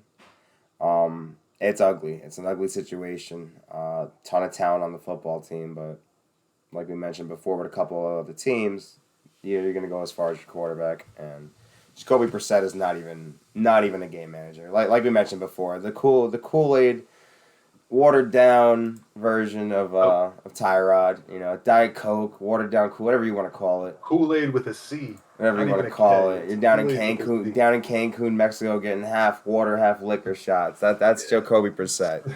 So, but so I just way too limited at the quarterback position. They really would have to Kareem Hunt and Nick Chubb would just have to both go off. I'm talking 2,000 rushing yards as a duo with. Amari Cooper almost basically. To the point with the Browns. Amari's got to be the perfect security blanket. They might as well just run split close and two running back. I don't know why they don't run more two running back sets. Remember, in the early 2000s, when the Miami Dolphins, I Ricky feel Williams just were running Wildcat. Teams, I feel like with the speed of the game and versatility of defenses now, with a lot of safeties becoming positionless secondaries have taken such a spot now. Where we do in Madden, we replace linebackers with sub linebackers. Yep. Teams do that. Derwin's healthy. He's the hybrid guy. He's that. Yep. He calls the plays on defense. He's blitzing you. He's coming in to set the edge. He's gonna play coverage. So, I just. Cleveland's they're in shambles. I don't see it happening. They're gonna have to really get creative on offense. I don't know why they don't run more two running back sets. Maybe we'll see that, but given their offense and their style, don't see it. So Cleveland 6-11. It's gonna be ugly. Maybe next year, guys, with a full year of Deshaun. Pittsburgh, I'm a little different on Pittsburgh than you. I have them finishing with the winning record. I'll bet not making a playoff spot, 9-8. They will miss the playoffs. But I do like Trubisky. I hated him. I didn't get to see too much. I watched a little bit of film on preseason. He didn't play too much. He looked sharp. I just believe that maybe with a year of being behind a quarterback like Josh Allen, and being around winning football, not fluky winning football like the one good year he had in Chicago, actual winning, sustainable football, and you knew that team was going to have success for years to come.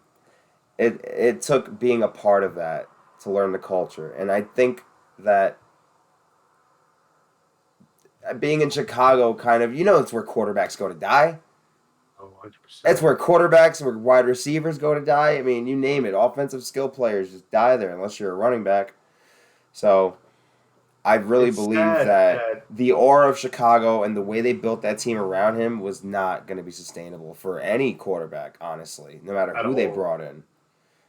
So I believe the situation he's in this year is a lot better. That receiving core, especially like you said, if Claypool gets his head right, with Deontay Johnson and this kid they drafted, you could have, again, Pittsburgh just loves their receivers. They draft receivers and they turn into gold 90% of the time. Yep. So I never doubt the Steelers when I see wide receiver pop up on their draft pick, and I'm like, oh, they probably found another one. Who knows? So I think they're gonna play better than people anticipate. A lot of people are down on the Steelers. I'm not exaggeratingly up on them, but I do think they'll be tough. They'll be a tough out for any team. Defense is going to keep them in a lot of games. And I think Mitch kind of pushes that narrative where he's not a bottom half quarterback. I think he could be a top 12 to 14 statistically. Maybe the intangibles show possible regression the following year, but I think statistically he'll be fine this year. And he's not going to stay there. Pickett's the future.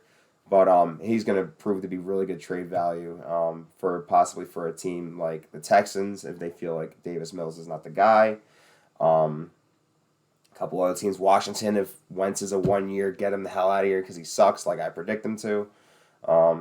Seattle, if they're looking to upgrade next year. If Trubisky has that type of year, teams like that will be interested if they can have him at the right price and not have to expend the high draft pick on a quarterback. So it'll be interesting to see. Now, this Bengals and Ravens. This was tough for me. I literally sat here and stared at a blank Google sheet for about 10 minutes trying to pick who was going to win. And I think it's going to be another tiebreaker situation where they finish with identical records. They will split against each other. It's so tooth and nail with these two teams.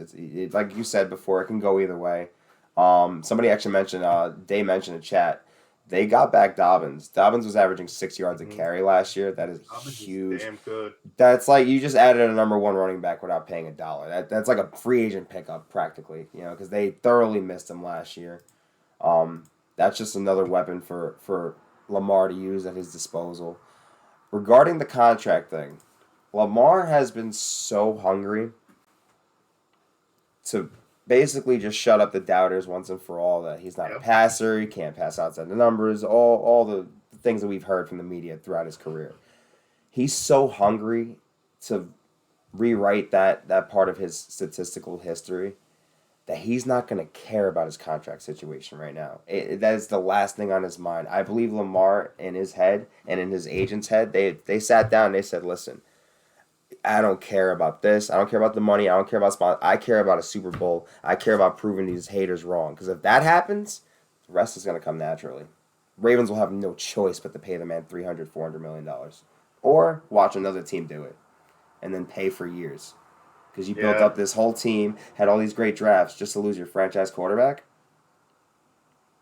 I think Lamar balls the hell out regardless of what happens by this deadline. And should they not sign him by tomorrow's deadline, that's just an even bigger chip on his shoulder. And Lamar with a chip on his shoulder is never a man you should doubt. So I think the Ravens will be fine regardless of that situation. I think they just like Cincy will win about 11 games. And I think by virtue of tiebreakers, they'll both get in. But Ravens win the division. Ravens bounce back. They go from worst to first. Because I know you guys remember, they finished last. Worst to first, which happens a lot in the AFC North. Yeah. The AFC North, so the NFC East is the Diet Coke AFC North. Worst to first happens, but not because they're actually good. It's just because everybody else sucks. Exactly. Just because everybody else sucks. And Cincy, I mean, they added Kappa, they added Lael Collins. If Lael Collins is healthy, that's a top bookend tackle in the league. And to think he was undrafted, I don't know if you remember the legal troubles he had coming out of college and everything. Crazy. Undrafted, becomes an all-pro in his rookie year. I was like, oh my god! And everybody and their mother. Talent. He's I've so literally talented. sat so and talented. watched like just YouTube montages of just Lyle Collins just leveling mauling people. Like, oh it's God. ridiculous. He's probably the best. He's the best run blocking right tackle in the league. He's ridiculous. Not even close. Not even close. And more than good enough of a pass blocker as well. But yeah, so with all the additions to the O-line, like Cincy's going to be a powerhouse. I got them making it back to the AFC Championship game, but I have them losing. And I probably have an idea to who, but we'll get to that. So that wraps it up. And again, my bold prediction is Trubisky proving that he's a top 12 quarterback, taking that leap, kind of somewhat meeting the expectations that he was supposed to meet when he got drafted as the number one overall pick. I think he'll be fine. I think he garners trade value, and there'll be about 5 or 6 teams looking to snatch him up because Pickett you can't draft a guy in the first round and not play him. So we know how that goes. Mitch is on a 1 year with a second-year option. Perfect kind of contract. They did that on purpose to be able to raise up his trade value, get what they can for him. Absolutely. Dan says, I got the Steelers winning AFC North mainly because of their schedule. Their schedule is one of the easier ones, and that's actually one of my points into putting them at 9-8 too. Surprisingly enough, even though they were a wild card team last year, they had, I think it's the 3rd or 4th easiest schedule in the league. So the Giants, that's also why I put them, a little back note, at 7-10. The Giants have the 2nd easiest schedule in the league. Really gets really soft after our first 6-7 games. So we actually have a chance to reel off a few. All right, well, that wraps up the AFC North, guys. We're going to move on to the AFC South. And I think I've had you kick off the last two, so I'll give you a little breather on this one, and we'll start this off. So, at the bottom, people probably have these two teams flip-flop, but I got the Texans at the bottom. The difference between them and the Jacksonville Jaguars is just the Jaguars have a better quarterback who I think will take a decent enough of a second-year leap. Texans just have nothing around Davis Mills, and like Damian Pierce will probably be the only lone bright spot of that entire offense. I'm hoping my man Nico, Michigan man, could break out.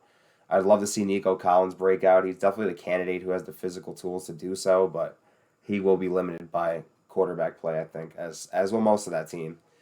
And they just don't have enough. I mean, Mills doesn't get time. I don't know if that O-line's any better than last year. I haven't done too deep of scouting on the roster, but the general consensus is they're still rebuilding. You know, it's gonna be a 2 or 3 year process for them. Lord knows if Mills is the guy. You don't even know who your number one receiver is. You know, is Cooks even gonna be able to get open at this point? You know, he's gonna be triple teamed. He's going to be. They're gonna have a safety over the top of Cooks every single play. It's gonna be a pretty simple offense to stop. And defensively, ugh. I mean, what do they have? Who's that guy that they can ride their coat, you know, they can hang their coat on. They don't have not one bona fide, not even a bright could be star on that defense. I mean, anybody who they had, they got rid of. You can thank the previous regime for that. I'm not going to say his name in case there are any Texans fans in here. I don't want to send them into a corner crying. But that man who shall not be named that basically got rid of any sustainable franchise player they had, a.k.a. Hopkins, a.k.a. Watt, a.k.a. who's the other one? Who's the third one they jettisoned? I'll pick up the name. But they've got nothing. And it's, you know, it is what it is. 4-13, bottom of the barrel. Jacksonville's interesting. I like what Jacksonville has around Lawrence. That's going to come down to a matter of O-line protection. I love Marvin Jones together with Christian Kirk. I think Christian Kirk was overpaid, but he's a fine receiver. Not a number one. I think they're paying him number one money for a number two, maybe number three. But him paired with Marvin Jones should definitely help Trevor Lawrence, given he has some solid pass blocking. I love the ETN Robinson duo. If the coaching staff knows what they're doing, these guys can really make probably a top 5 running back duo in the league. And a lot of people forgot how talented ETN was because of injuries. And same thing with Robinson. I mean, Robinson kind of got doghoused last year for whatever reason it was. I don't know why. He's good. And then they gave him feature work again, and he just started chugging again. Like, I don't know why. I don't know if it was pass protection. I don't know if it was something internally that maybe happened. Urban Meyer was a shit show anyway. I mean, we all know that wasn't going to work out. I think that was a bigger part of it than anything.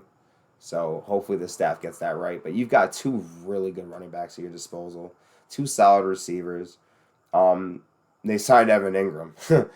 We'll just keep that at that. But I think they'll be competitive. Defense needs a lot of work. I think the competitiveness will come from their offense. I think Trevor does take a considerable number 2 leap. It's not going to be big enough to sustain winning. I think they'll win 6 games and that's about it, you know. Now, interesting take here. Tennessee Titans. I don't have them making the playoffs. Tennessee Titans will miss the playoffs. They will come in at 9-8. I think Derrick Henry has an awesome bounce back year. There's no reason to believe not. He's looked really good. Everything's pointing to him being 100% ready to go. And I'm never going to doubt a healthy Henry. But Tannehill's getting older. I think this is like the real year where they have to realize like he's not it. He was limited from the beginning, and those limitations are only growing with age. And I think Malik Willis ends up starting around week 10. Week 9 or 10, Titans will pretty much be on that fringe where the AFC's so deep, they're just going to look at it and say it's a wash. Let's evaluate Willis. Do whatever we have to do with Tannehill. I don't know if it's his last year, if he has another year. Maybe they could trade him to a quarterback-needy team, but I see Malik Willis taking over that at some point. They will finish with a winning record. Defense is still more than solid enough, although losing Harold Landry for the year, I can't say how big that is. And that actually changed my win output for this team. That changed my playoff spot for this team. Because he's not just one player. I mean, he calls the plays on defense. He was their leading tackler. He was their leading sack guy. The man did everything. Everything. He was just a do-it-all stud. So that's going to be a bigger loss than I think they initially think, and that will hold them out of the playoffs. Winning record just on merit, Henry, tough defense, but limited quarterback play and limited pass rush will kill them. Colts, I'm between like the Colts being a one and done, and then the Colts like possibly making that AFC Championship game, just being that surprise team that's like, holy crap, where did they come from? Defense is full of studs, and defense and a good running game win championships. If Matt Ryan could just get out of his own way and not blow a 28-3 lead, maybe run the ball a little more. I think they could easily cruise in this division. Again, there's no other threat besides Tennessee, and with Tennessee taking such a step back, I think Indianapolis cruises. There will be no late season meltdown. Jonathan Taylor once again there's going to be 3 running backs in this division with 1,000 yards. You're going to have Jonathan Taylor and Derrick Henry, both with over 1,600. They're going to have monster years, and then you're going to have Dameon Pierce, the rookie for the Texans, coming in with about 11. And most of that will be volume driven. He's going to get the ball a lot. So I keep drafting him in fantasy. Yeah, man. Keep taking him. Because he keeps showing up late rounds. It's like people don't realize he's the feature back. I keep taking dude, I know the team sucks, but a feature back in fantasy is a feature back. You take it. Exactly. You take it, There's so many teams are committee now. It's so hard to find. There's only about, 10 to 12 real feature backs in the league. And even a workhorse isn't what it was, Yep. So what do you got? AFC South. Let's hear it, man. AFC South. First up, I basically agree with your standings 100%. The Texans are going to be a bad team. Brian Roberts is great. Davis Mills, I like him more than most people. I know he's kind of a meme nowadays, the whole long neck thing. It's hilarious. But I like Davis Mills. I thought he played pretty well. He played a lot better than a lot of rookie quarterbacks last year that were drafted ahead of him. Mm-hmm. But the roster is just like they lost Justin Reed for number 1. I think they whiffed on their 3rd overall pick. Derek Stingley, never been a fan of him. I'm glad they didn't. But if you wanted a corner, you should have drafted Sauce Gardner. You should have drafted Sauce Gardner. He's going to change the game. Yes. I'll talk about that in a minute. But I don't like Derek Stingley. I don't think he's going to. He'll probably be in the league for a while. I don't think he's going to be this game-changing corner that he was touted as coming out of college. The roster is just bad. Like, you just can't overcome that. Even if you have wonderful coaching, you just literally cannot overcome that. This is a bad football team. They're going to be at the bottom again. I think they'll have a tough decision. I feel like Davis Mills is going to get a raw deal because I feel like he can play the game of football, but they're going to be so bad that they're going to be staring Stroud in the face, and how do you not take him? So I think Davis Mills is going to be on another team next year, probably. He'll be blackballed out of the town. And maybe hopefully he goes to a team that he can find some success with. But Jacksonville, I have them second to last just because I need to see Trevor Lawrence be Trevor Lawrence. I need to see him be sunshine. Like, I was so high on him coming out of college. I did not like what I saw last year. I give him the benefit of the doubt. Urban Meyer. I got to give him the benefit of the doubt, but not to the point where I'm going to have them as a top AFC South team yet. I got to see him play. I love Etienne. I love him. I loved him coming out. I wanted to just take him before we took Elijah Vera Tucker, but I love Elijah Vera Tucker now, but I love Etienne. That Evan Ingram, I like the Christian Kirk signing. Like you said, he's getting paid wide receiver 1 money. I don't think he's a wide receiver 1, but he consistently produces. And I feel like, to how we were kind of saying the same thing about the Cardinals earlier, I think they're going to miss that production because you're not going to get that out of Hollywood Brown. But I think Jacksonville's close. And if Trevor Lawrence is who almost the whole world thought he was coming out of Clemson, I think they'll surprise and they'll win more games than I'm giving them credit for. But that's something that I need to see before I just start throwing that out there. Hot take, though. I think if Trevor Lawrence is kind of who he's supposed to be, they might be better than Tennessee. Not a fan of him losing Harold Landry. That's huge. And then my thing with them, and I hope I'm wrong about this. I always want to be clear when I talk about players with injuries and injury histories. I hope I'm wrong with this, but Derrick Henry, Because he's a big he's back. coming back from a foot injury. Because he's a big back. He's massive. He's massive. I think what was it? It was yesterday or the other day. I saw a video of him and Tebow. They were fooling around, and yeah, I think he weighed in at like 260 or something. Yeah. And with a foot injury, with the type of workload that he traditionally has, where you would assume that they're going to give him that, because if you want to be a good football team with this Tennessee roster and the quarterbacks that you have, you're going to live and die behind your bell cow. And I hope to God I'm wrong, but I just don't see him sustaining who he has been with that kind of foot injury. Maybe if they had another back that could kind of take 40% of the snaps or something, and then just have a fresh Derrick Henry pummeling defenders, that might be more conducive to his long-term health. But I'm almost worried about him because I know they're going to hand him the ball off to him every single play, damn near. And I worry about that foot. I worry because he's a big guy playing an already brutal position. And he's not like he's just hitting the outside on sweeps and going up. He's pummeling you to death. Throwing his whole body in there, yeah. And I worry about that foot. I don't like. Same with the Steelers. I really don't like either of their quarterbacks, Tannehill or Malik Willis. I've said this for a long time. I thought this quarterback class as a whole was garbage. Terrible. Outside of Desmond Ridder. And I kind of like some of Matt Corral, but he played in a weird college system where he probably will never do anything. I was going to say, he probably needs at least 2 or 3 years minimum. Yeah, Ole Miss runs like some weird option plays, and that's why they always... It's crazy because when Eli was at Ole Miss, they ran a pro style. So I don't know what's going on there now. Yeah, and it's like it's weird because like if you look in the last couple of years, Ole Miss produces like these crazy wide receivers between DK, AJ Brown, Elijah Moore, and they're getting these guys to fit that system, but the quarterbacks are kind of. And I like Matt Corral, but I'm not a big fan of Malik Willis, and I think he has the tools, but Malik Willis is like the super example to me of the guy who you need to show me that you can do this against competition, because he played for Liberty, and like they're not playing anybody. You could have all the talent in the world, but if you're going against guys who are professionals playing at that speed, they're not playing at Liberty speed anymore. Like these are professionals playing at a pro speed. I got to see it to believe it. I want to shout out Treylon Burks, their first round wide receiver draft pick. I mean, if you're going to move on from AJ Brown and you're just basically going to draft AJ Brown, like that's wonderful. Cowboy Nation, thank you for that follow.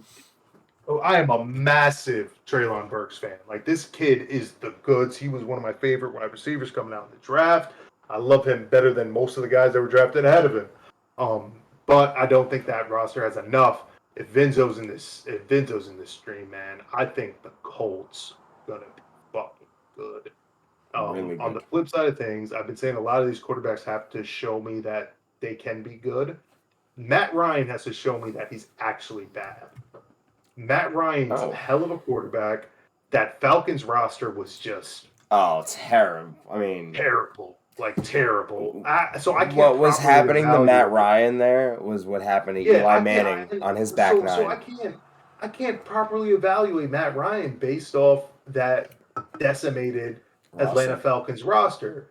Now you bring him into Indy with the talent they have, just Jonathan Taylor alone. But then you got a guy like Michael Pittman. You got Alec Pierce, Bo Alley Cox at tight end, Alec Pierce, a stacked defense. I think this Colts team, to credit and then you got Nieheim as a receiving back too. He is great, and he's like one of the best backups in the league. This team is good, and if Matty Ice can be Matty Ice, or even like 80% of Matty Ice, not only is this team going to make the playoff, but based on who they match up with, as long as they don't match up with the Buffalo Bills before the AFC Championship, they're going to make the AFC Championship. I firmly believe that. I think if they match up with Buffalo. I don't know if you heard me before, but I said I could see this team making a run to the AFC Championship game. Same stipulation. But don't run into Buffalo. If they run into Buffalo, they're done. But I think they can beat anyone else. Mm-hmm. and make the AFC Championship as long as they run the Buffalo Bills. But I think this Indianapolis Colts team is going to be damn good, and I'm excited because I'm a Jets fan, but I've always rooted for the Colts because I was, side note, I'm Andrew Luck is my favorite quarterback of all time. I love Andrew Luck, so I always root for the Colts low key when they're not playing the Jets, and I'm excited. I think Matt Ryan's still got some juice left in the tank. And I think this is gonna be a fun year for the Colts. I just enjoy it, Vinzo. Enjoy this shit. Like you're gonna have a good football team. Like this is gonna be a fun year. It's gonna be a fun year. All right, there you have it. That wraps up the AFC South. I know my guys got to go in about 15, 20 minutes. We're going to try and speed run through these last couple divisions. This is an interesting one. AFC West. And we could talk about this division for an hour, but make it as sweet as you can. Yeah, man. AFC Juicy, West, juicy. I hope they ain't Chargers fans in the chat. This guy's looking for a four-sided coin right now that just flipped. My hot take, I guess. A lot of people are on this team. I think the Chargers finished last in the division. I do. Herbert, all the talent in the world. Who were we talking about? Excuse me. But you said something earlier about a quarterback. I don't remember who it was, but I don't know. I don't know if Herbert's a winner, and I can't back that up. Kyler. I said it about Kyler. Yeah, I don't know if Herbert's a winner. I need to see he's just a stat patter. Yeah, I don't know if he's a winner, and also it's just something about the Chargers, man. Like it's almost like they're cursed. Like I remember, I think it was the 2010 NFL season. The Chargers they were first in offense, first in defense, last in special teams, missed the playoffs. Like how were you like? Okay, you have a horrible special teams, but you still missed the playoffs. With the number one, yeah, right. You were the best in 2 out of 3 of the field to play. That is absolutely crazy to me. And the Chargers have a lot of pieces, but I don't see them winning games. Like it's just one of those things where like you're going against just in your division. You're going against Patrick Mahomes. Been there, done that. He's weathered. You're going against Russell Wilson twice a year. Been there, done that. He's weathered. And then you're going against the Raiders and Derek Carr. And, I'm a fan of Derek Carr, and he's not a world beater. He's not Mahomes or Russell Wilson. But the Raiders, they have a good roster, but also Derek Carr wins football games. It's never like, besides their really horrible years, the Raiders are never like an easy out. And now they're juiced. And the Chargers got to play some good ball, man. And then J.C. Jackson, I mean, I've seen plenty of guys thrive under Bill Belichick, defensive backs specifically. Malcolm Butler. Hedging a lot of your bets on J.C. Jackson. Went to Tennessee and got Malcolm Butler, exactly. You're hedging your bets on J.C. Jackson being who he was in New England. That's not always the case. Bill Belichick is a hell of a coach specifically for defensive backs. His defensive schemes are amazing. I mean, hopefully J.C. Jackson is still a star. But I think J.C. personally as an individual player is more talented than Butler, though, for sure. Oh, 100%. But I think they finished last in the division. Second to last is where things get sticky. Now 1 through 3 is where things get sticky, honestly. Second to last, I got the Broncos. But I could be wrong about all of this. But I mean that's really just this division. The AFC West is probably the best full division in the AFC. But I'm gonna put the Broncos down there, but probably a winning record, or 8 to 9 wins. I have nothing bad to say about the Broncos though, and that just speaks to the quality of this division. And also to my Derek Carr agenda. Derek Carr, I've rooted for him for a long time. I think the Raiders are going to win this division. I think it's their time. I think the Raiders are back, adding Devontae Adams. You have Josh Jacobs, who I'm a huge fan of, by the way. I think he gets a raw deal consistently from his organization. It seems like they never want him there, but then he always produces. You got Darren Waller. You got a pretty good defense. You added Chandler Jones. I feel like this team is built to win, and they're gonna win. And then Kansas City, Mahomes is great. You add Justin Reed. You lost Tyreek Hill. The running back situation over there, still like Clyde Edwards-Helaire. I think the Chiefs are going to struggle a bit in this division specifically, and that's going to hurt their total win record because they were a good team last year. So their strength of schedule on paper is stronger than most, and I think struggling in this division is going to hurt them.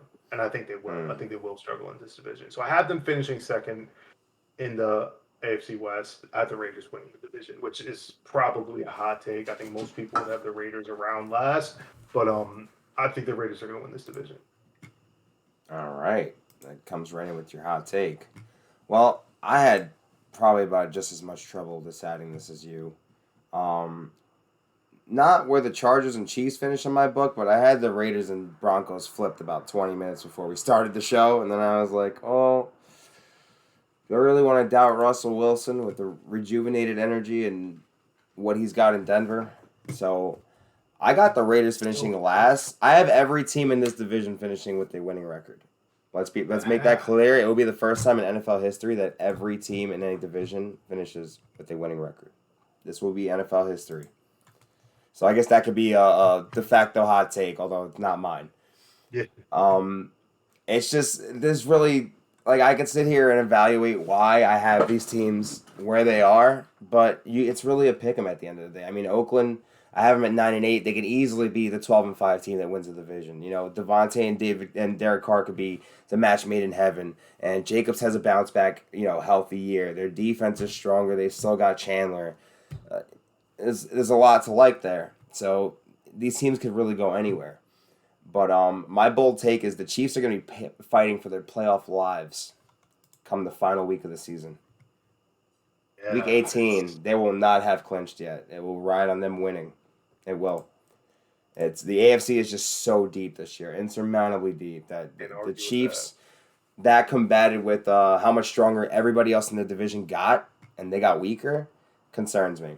Definitely concerns me. And aging Kelsey, and you're trying to replace Tyreek Hill with the guy who's never had more than 446 receiving yards in the season. Scantling.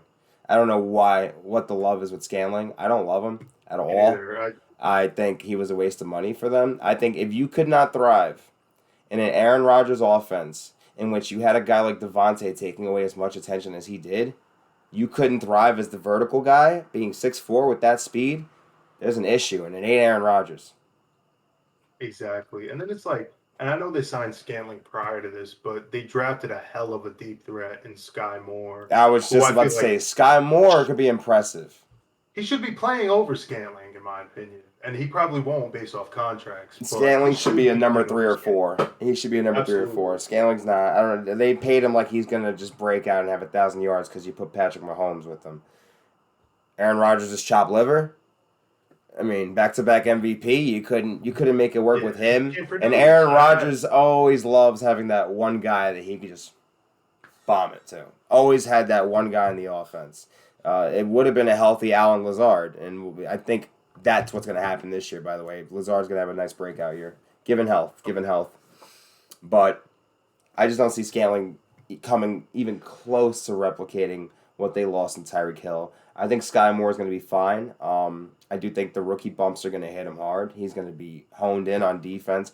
You take away Kelsey, and you're going to make everybody else try and beat you. That's what teams are going to do this year. And I just don't know how much Mahomes' magic can carry this team in the deepest division in football. So I've got them finishing 10-7.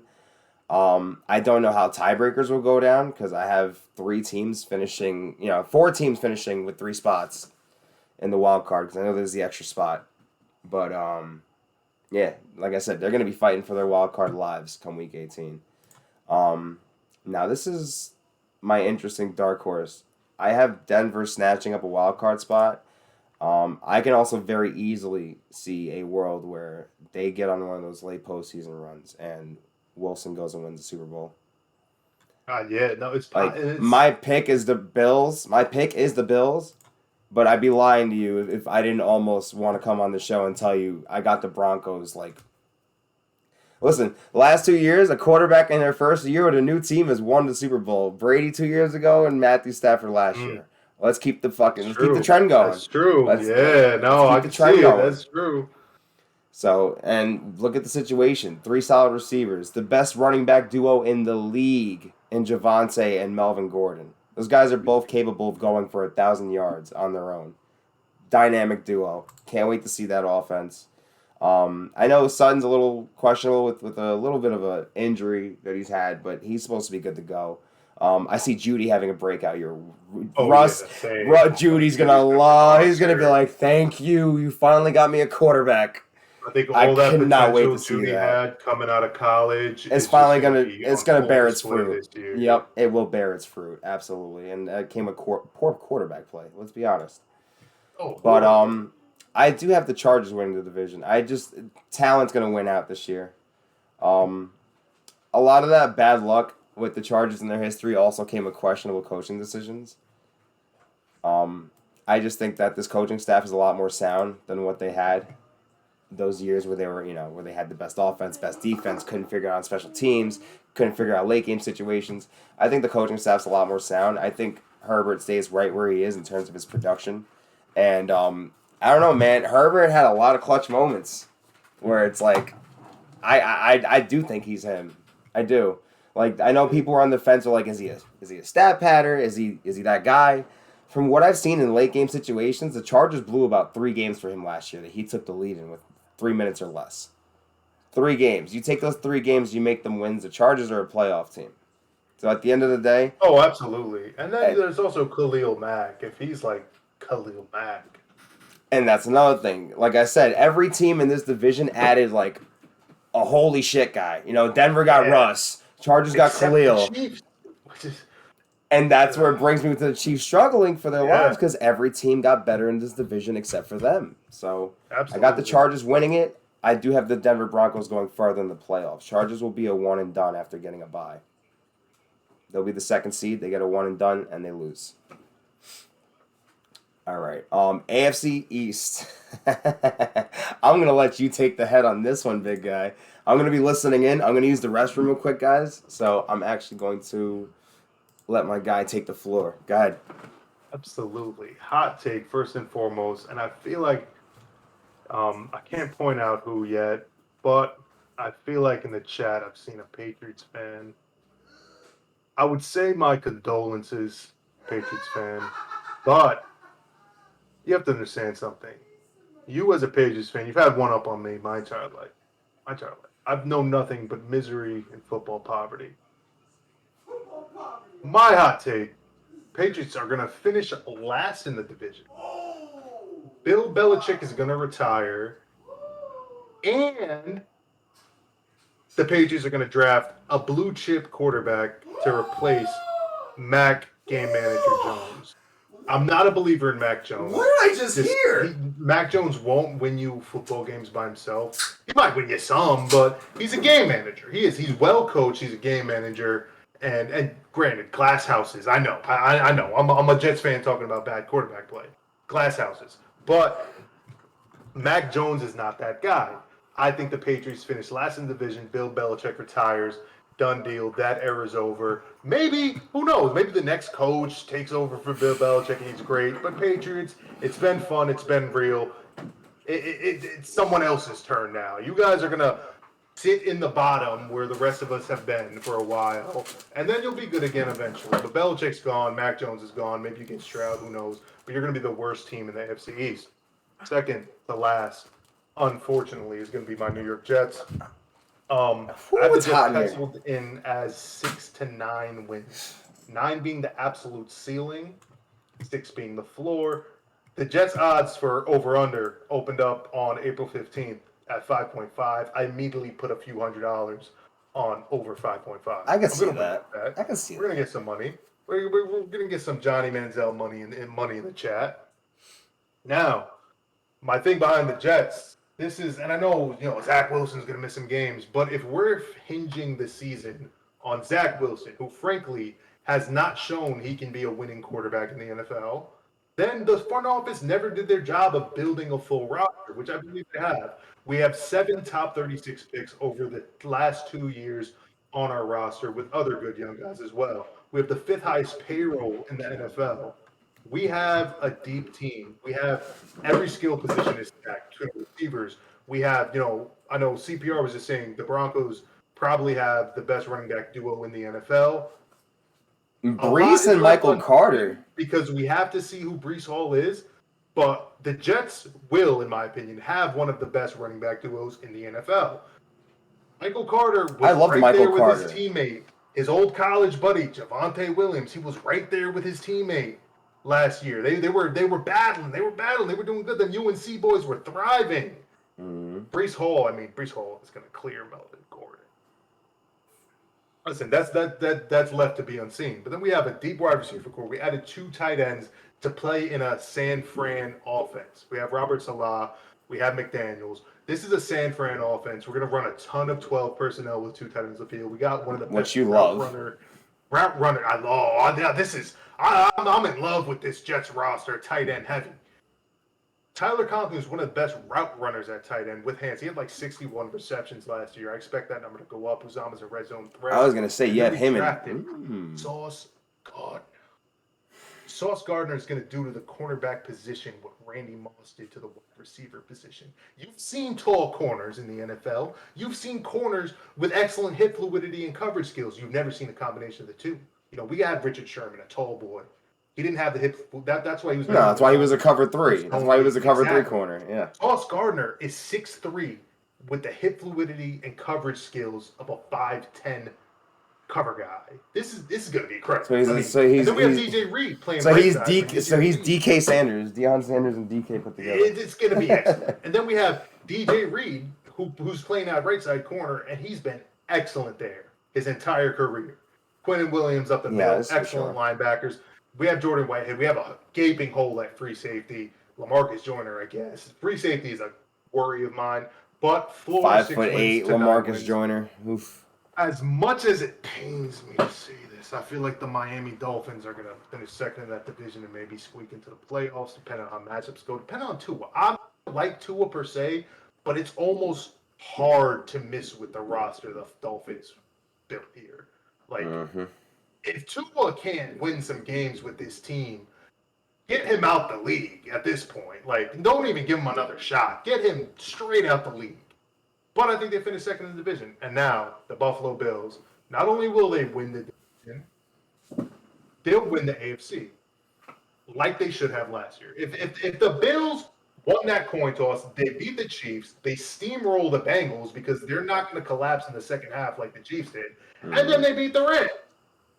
The Bills are going to win the AFC East, they're going to win the AFC, and they're going to win the Super Bowl. Those are my predictions for the AFC East. Wow. Chad, just so you guys know, I told him an overview of what we'd be discussing. We didn't discuss picks with each other. These are all raw in the moment. He didn't know what I was thinking. I didn't know what he was thinking until we got on here and laid it all out. I got the same Super Bowl pick. I think I mentioned it before. There's a couple of dark horse teams that could be that team, but this is their year. This is the Bills' year. They got even better than last year. You add in a Von Miller to a number 1 overall defense, and you're getting Trey White healthy and back to form. I mean, what more can you ask from the defense? And then the offense, you know what you're getting. I love the James Cook pick. That pick's going to be better than people know. Because I'm not high on Singletary. I know he's looked really good. Camp, preseason, whatever. He's limited. I think James Cook with a little bit of maybe 10, 15 pounds added on weight, he could be the feature back by next year. Maybe even mid-season. But that kid's going to take off. That was a steal in the draft. I got the Jets finishing last at 6-11. You got Joe Flacco starting the first 4 or 5 games. That's 1-4 right there at least. Flacco can't win football games anymore, and I don't think the roster's sustainable enough for him to be in game management mode. I feel like he's going to have to pass just due to being, down in the majority of their games. And it's not to say the defense won't keep them in games. I do believe the defense will. I just think the offense just has way too many limitations. If Wilson comes back, earlier than expected, and he takes that leap, I could see the Jets, like you said, winning maybe 8 games, 9 games. But where it stands right now, and what I believe in the team is they're gonna be they're gonna be like the Detroit Lions of last year, but they're gonna lose a ton of really close games. But there's also gonna be promise. It's promise. There's talent. There's hope. Patriots. Dude, I heard you said getting the Belichick retiring, and I was just like, wait, what am I hearing? Wow. I got the Patriots regressing as well. I think losing JC was huge for them. He literally took away half the field in the scheme they ran. Took away half the field. Lockdown man-to-man, which, Bill loves his press man. And I just think that, here's the thing. I saw somebody mention that Mac Jones was a lot better in his first 2 years than Josh Allen was, which is true. But I feel like Mac Jones is peaked. I feel like this is who he is, and it's not going to be like he will get you to a playoff game. I just don't believe he'll ever elevate his game to a Tom Brady type level, which isn't fair to compare to, but let's call a spade a spade. You're wearing the New England jersey, you're playing quarterback, so, it's like playing shortstop in fucking New York. You're going to be compared to Derek Jeter all day, every day. So that's the shoes he has to fill, and I just don't think he's the guy to fill that. I think he's a great game manager who can, within his realm of limitations, win you football games. I just don't think he's a Super Bowl winner. And I think this year, the lack of... what did New England do in free agency besides nothing? Also, their draft. They picked up a long snapper. Their draft, they took some project in the first round. And shouldn't even be starting.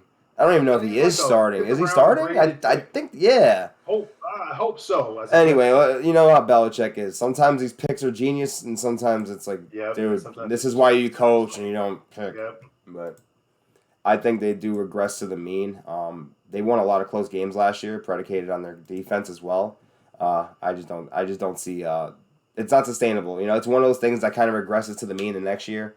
Like when you get that tight end, for example, in fantasy that gets you 400 yards, but he has 12 touchdowns. And you're like, oh man, this guy was so good in fantasy yeah, but what's really the chances of him sustaining 12 touchdowns?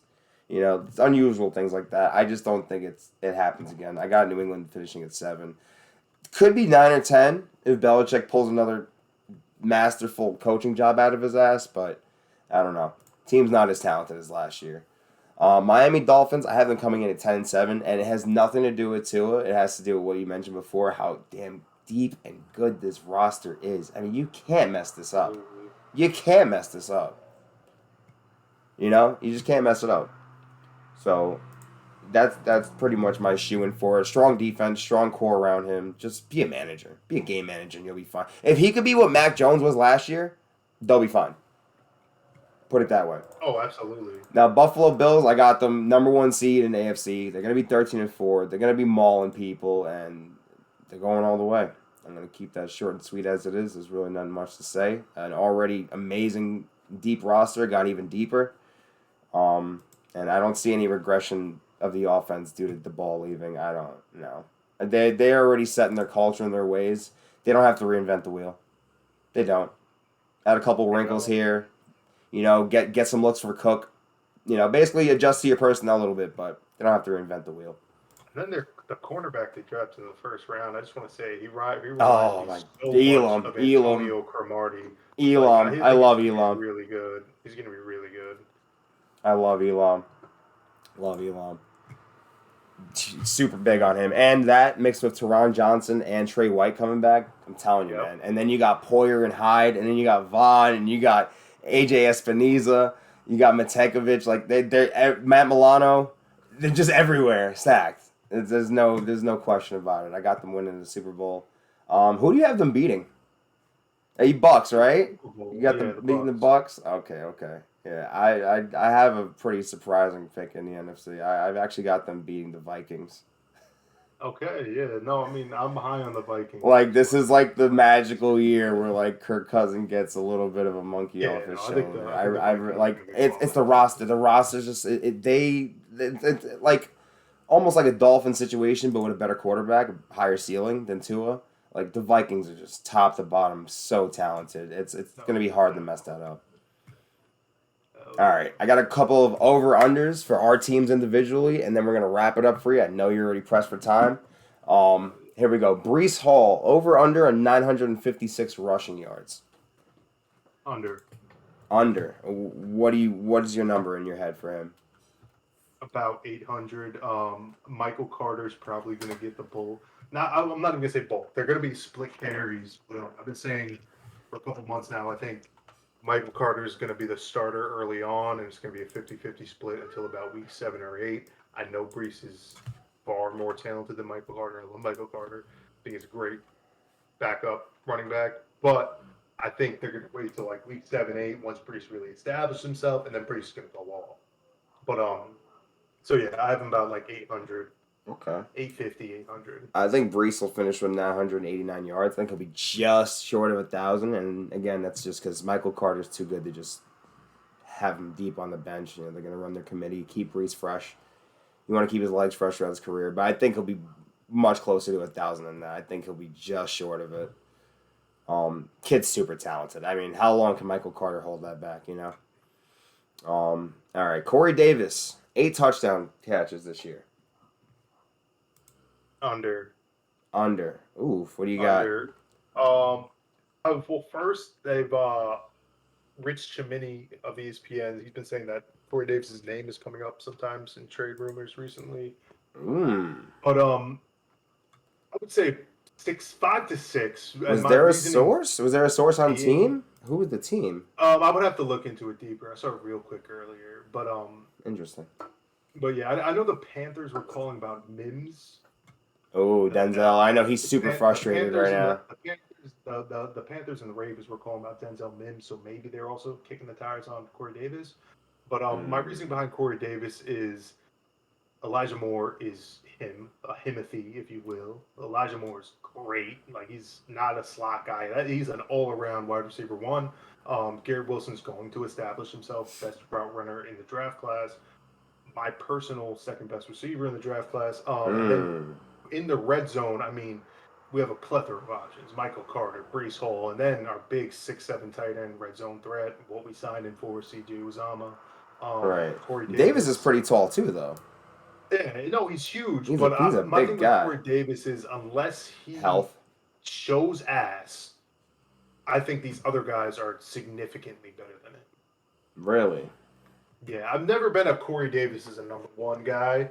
No, definitely not. But I could see him. I could just see him. I have him over. I think he'll get 9 touchdowns just because a lot of teams know that the Jets signed CJ for red zone targets, and I think a healthy Corey Davis will also take some of the steam off that. Where they'll put a little extra attention on CJ in the red zone. I think Corey can help offset that.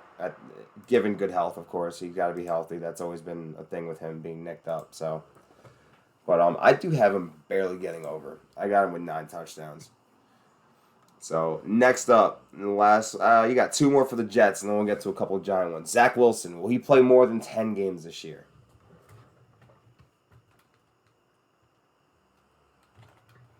I say no. I think his knee is going to give him more issues than are let on, and he's going to get shut down again. Unfortunately. I'm going to say over. But you don't feel like they're pushing his recovery? Like, it went from he might be out for the year to he's fine, he'll play opening day. I think they did that just so coaches wouldn't game plan for Flacco. I think that was more strategic. But I'm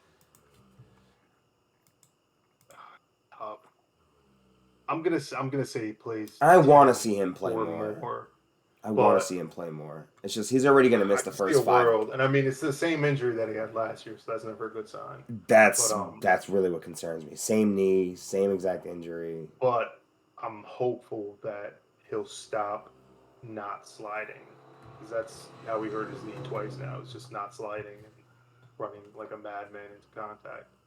But I'm gonna say over. My gut tells me he's gonna play 10 or more.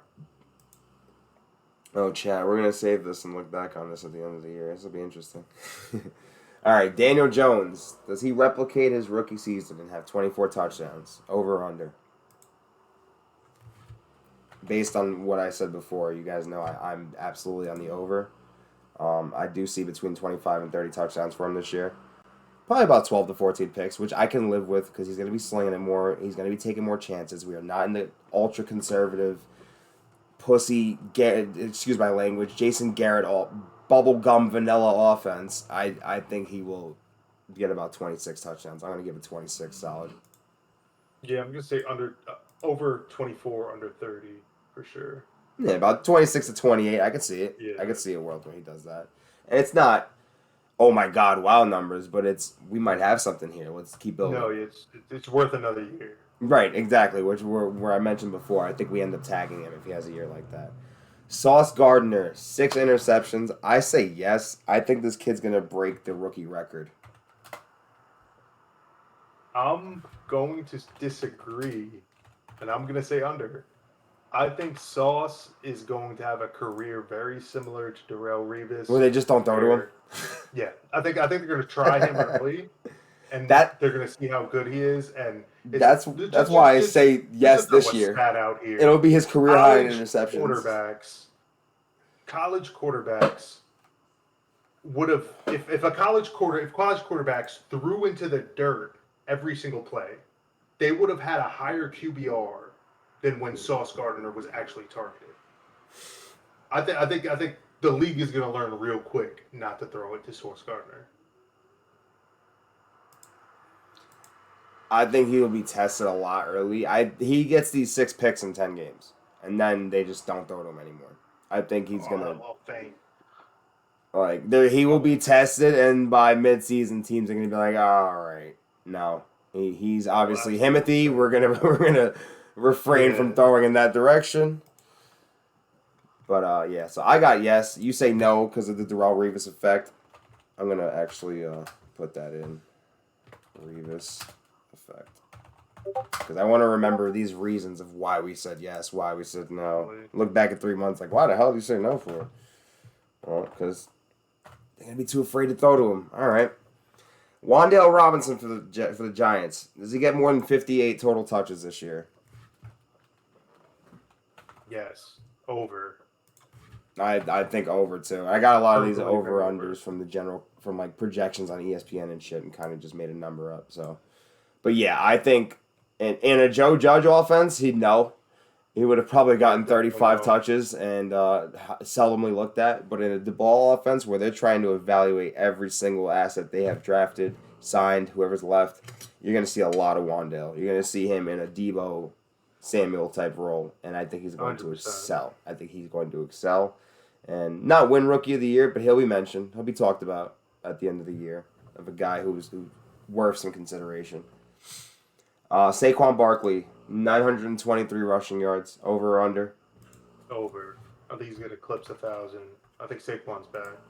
I do too. And I say that like non-biased as hell because last year, I wish I would have been doing podcasts last year because I wish I could even find the stream. I said Saquon's going to be off, and it's not going to be because of physical talent. It's going to be because of the mental strength that it took to get over the injury, to not be afraid to put your foot down and accelerate or cut, and, dive for that extra yard and not worry about your knee getting taken out.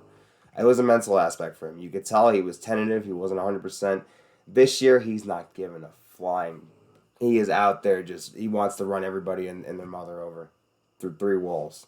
And I can't wait for it. I got him way over. I got him eclipsing 1,200 yards this year. He'll be very, very close statistically to what rookie Barkley was, but less dancy. He's going to be more straightforward. If I get the big run, I get the big run, but I'm going to take what the defense gives me. Oh, yeah. No, I couldn't agree more. And that pretty much wraps it up, man. Last question before I let you go. How are you feeling about your fantasy football team? Fantasy football team? Yeah, how are we feeling about I'm feeling that? Excellent. I'll make this quick because I think but my fantasy football team, I got Breece Hall and Dameon Pierce first and foremost, which I'm super confident in. But then, Aaron Rodgers, Cooper Kupp, Keenan Allen, Travis Kelce, Elijah Moore, come on. I'm huge on Cole Kmet fantasy just because the Bears are horrible. Yeah, and Fields is going to need that security blanket. Yeah, so I think Ooh, look at this I'm winning the guy. belt. Brees and Pierce, Cup and Allen. I think I'm winning the belt. I'm relying on it. Shout out the Patriots too. I took Stevenson as well, but I think I'm winning the belt. Okay, and I love the Isaiah Spiller. He could be a low Oh key yeah, one. that's my little stash. That's my little stash. I feel Uh-huh. like he's eventually going to replace Eckler in that offense. Yep. Given the weight and everything, too, he could definitely be more of a lead back than Eckler. I like the team, man. Looking pretty strong. Well, best of luck. We'll definitely be Appreciate that, man. recapping the fantasy football season as it goes on. Pleasure having you, Hell yeah. Loam. I Legendary stuff. appreciate it. Great show. Hell yeah, it was Way a to get blast, things man. popping off. Till then, you already know, man. I'll see you next time. Enjoy your night. Hell yeah. Enjoy your dinner with Peace, your y'all. wife. You already know. Appreciate you, man. All right, chat. So there you have it, man. That's pretty much what we got going today. Football should be starting shortly. I'm pretty sure we will flip over to a watch party. But that wraps up the podcast, guys. Thank you so much for being here. Everybody was here. Appreciate that. Really do appreciate the love and support. Chat's been going wild. I've been reading all the takes. I just didn't want to slow down the process too much, but you guys have been awesome. Chat, love every single one of you. Till next time, Stone Cold Takes. I'm CPR. I'm out of here. Peace.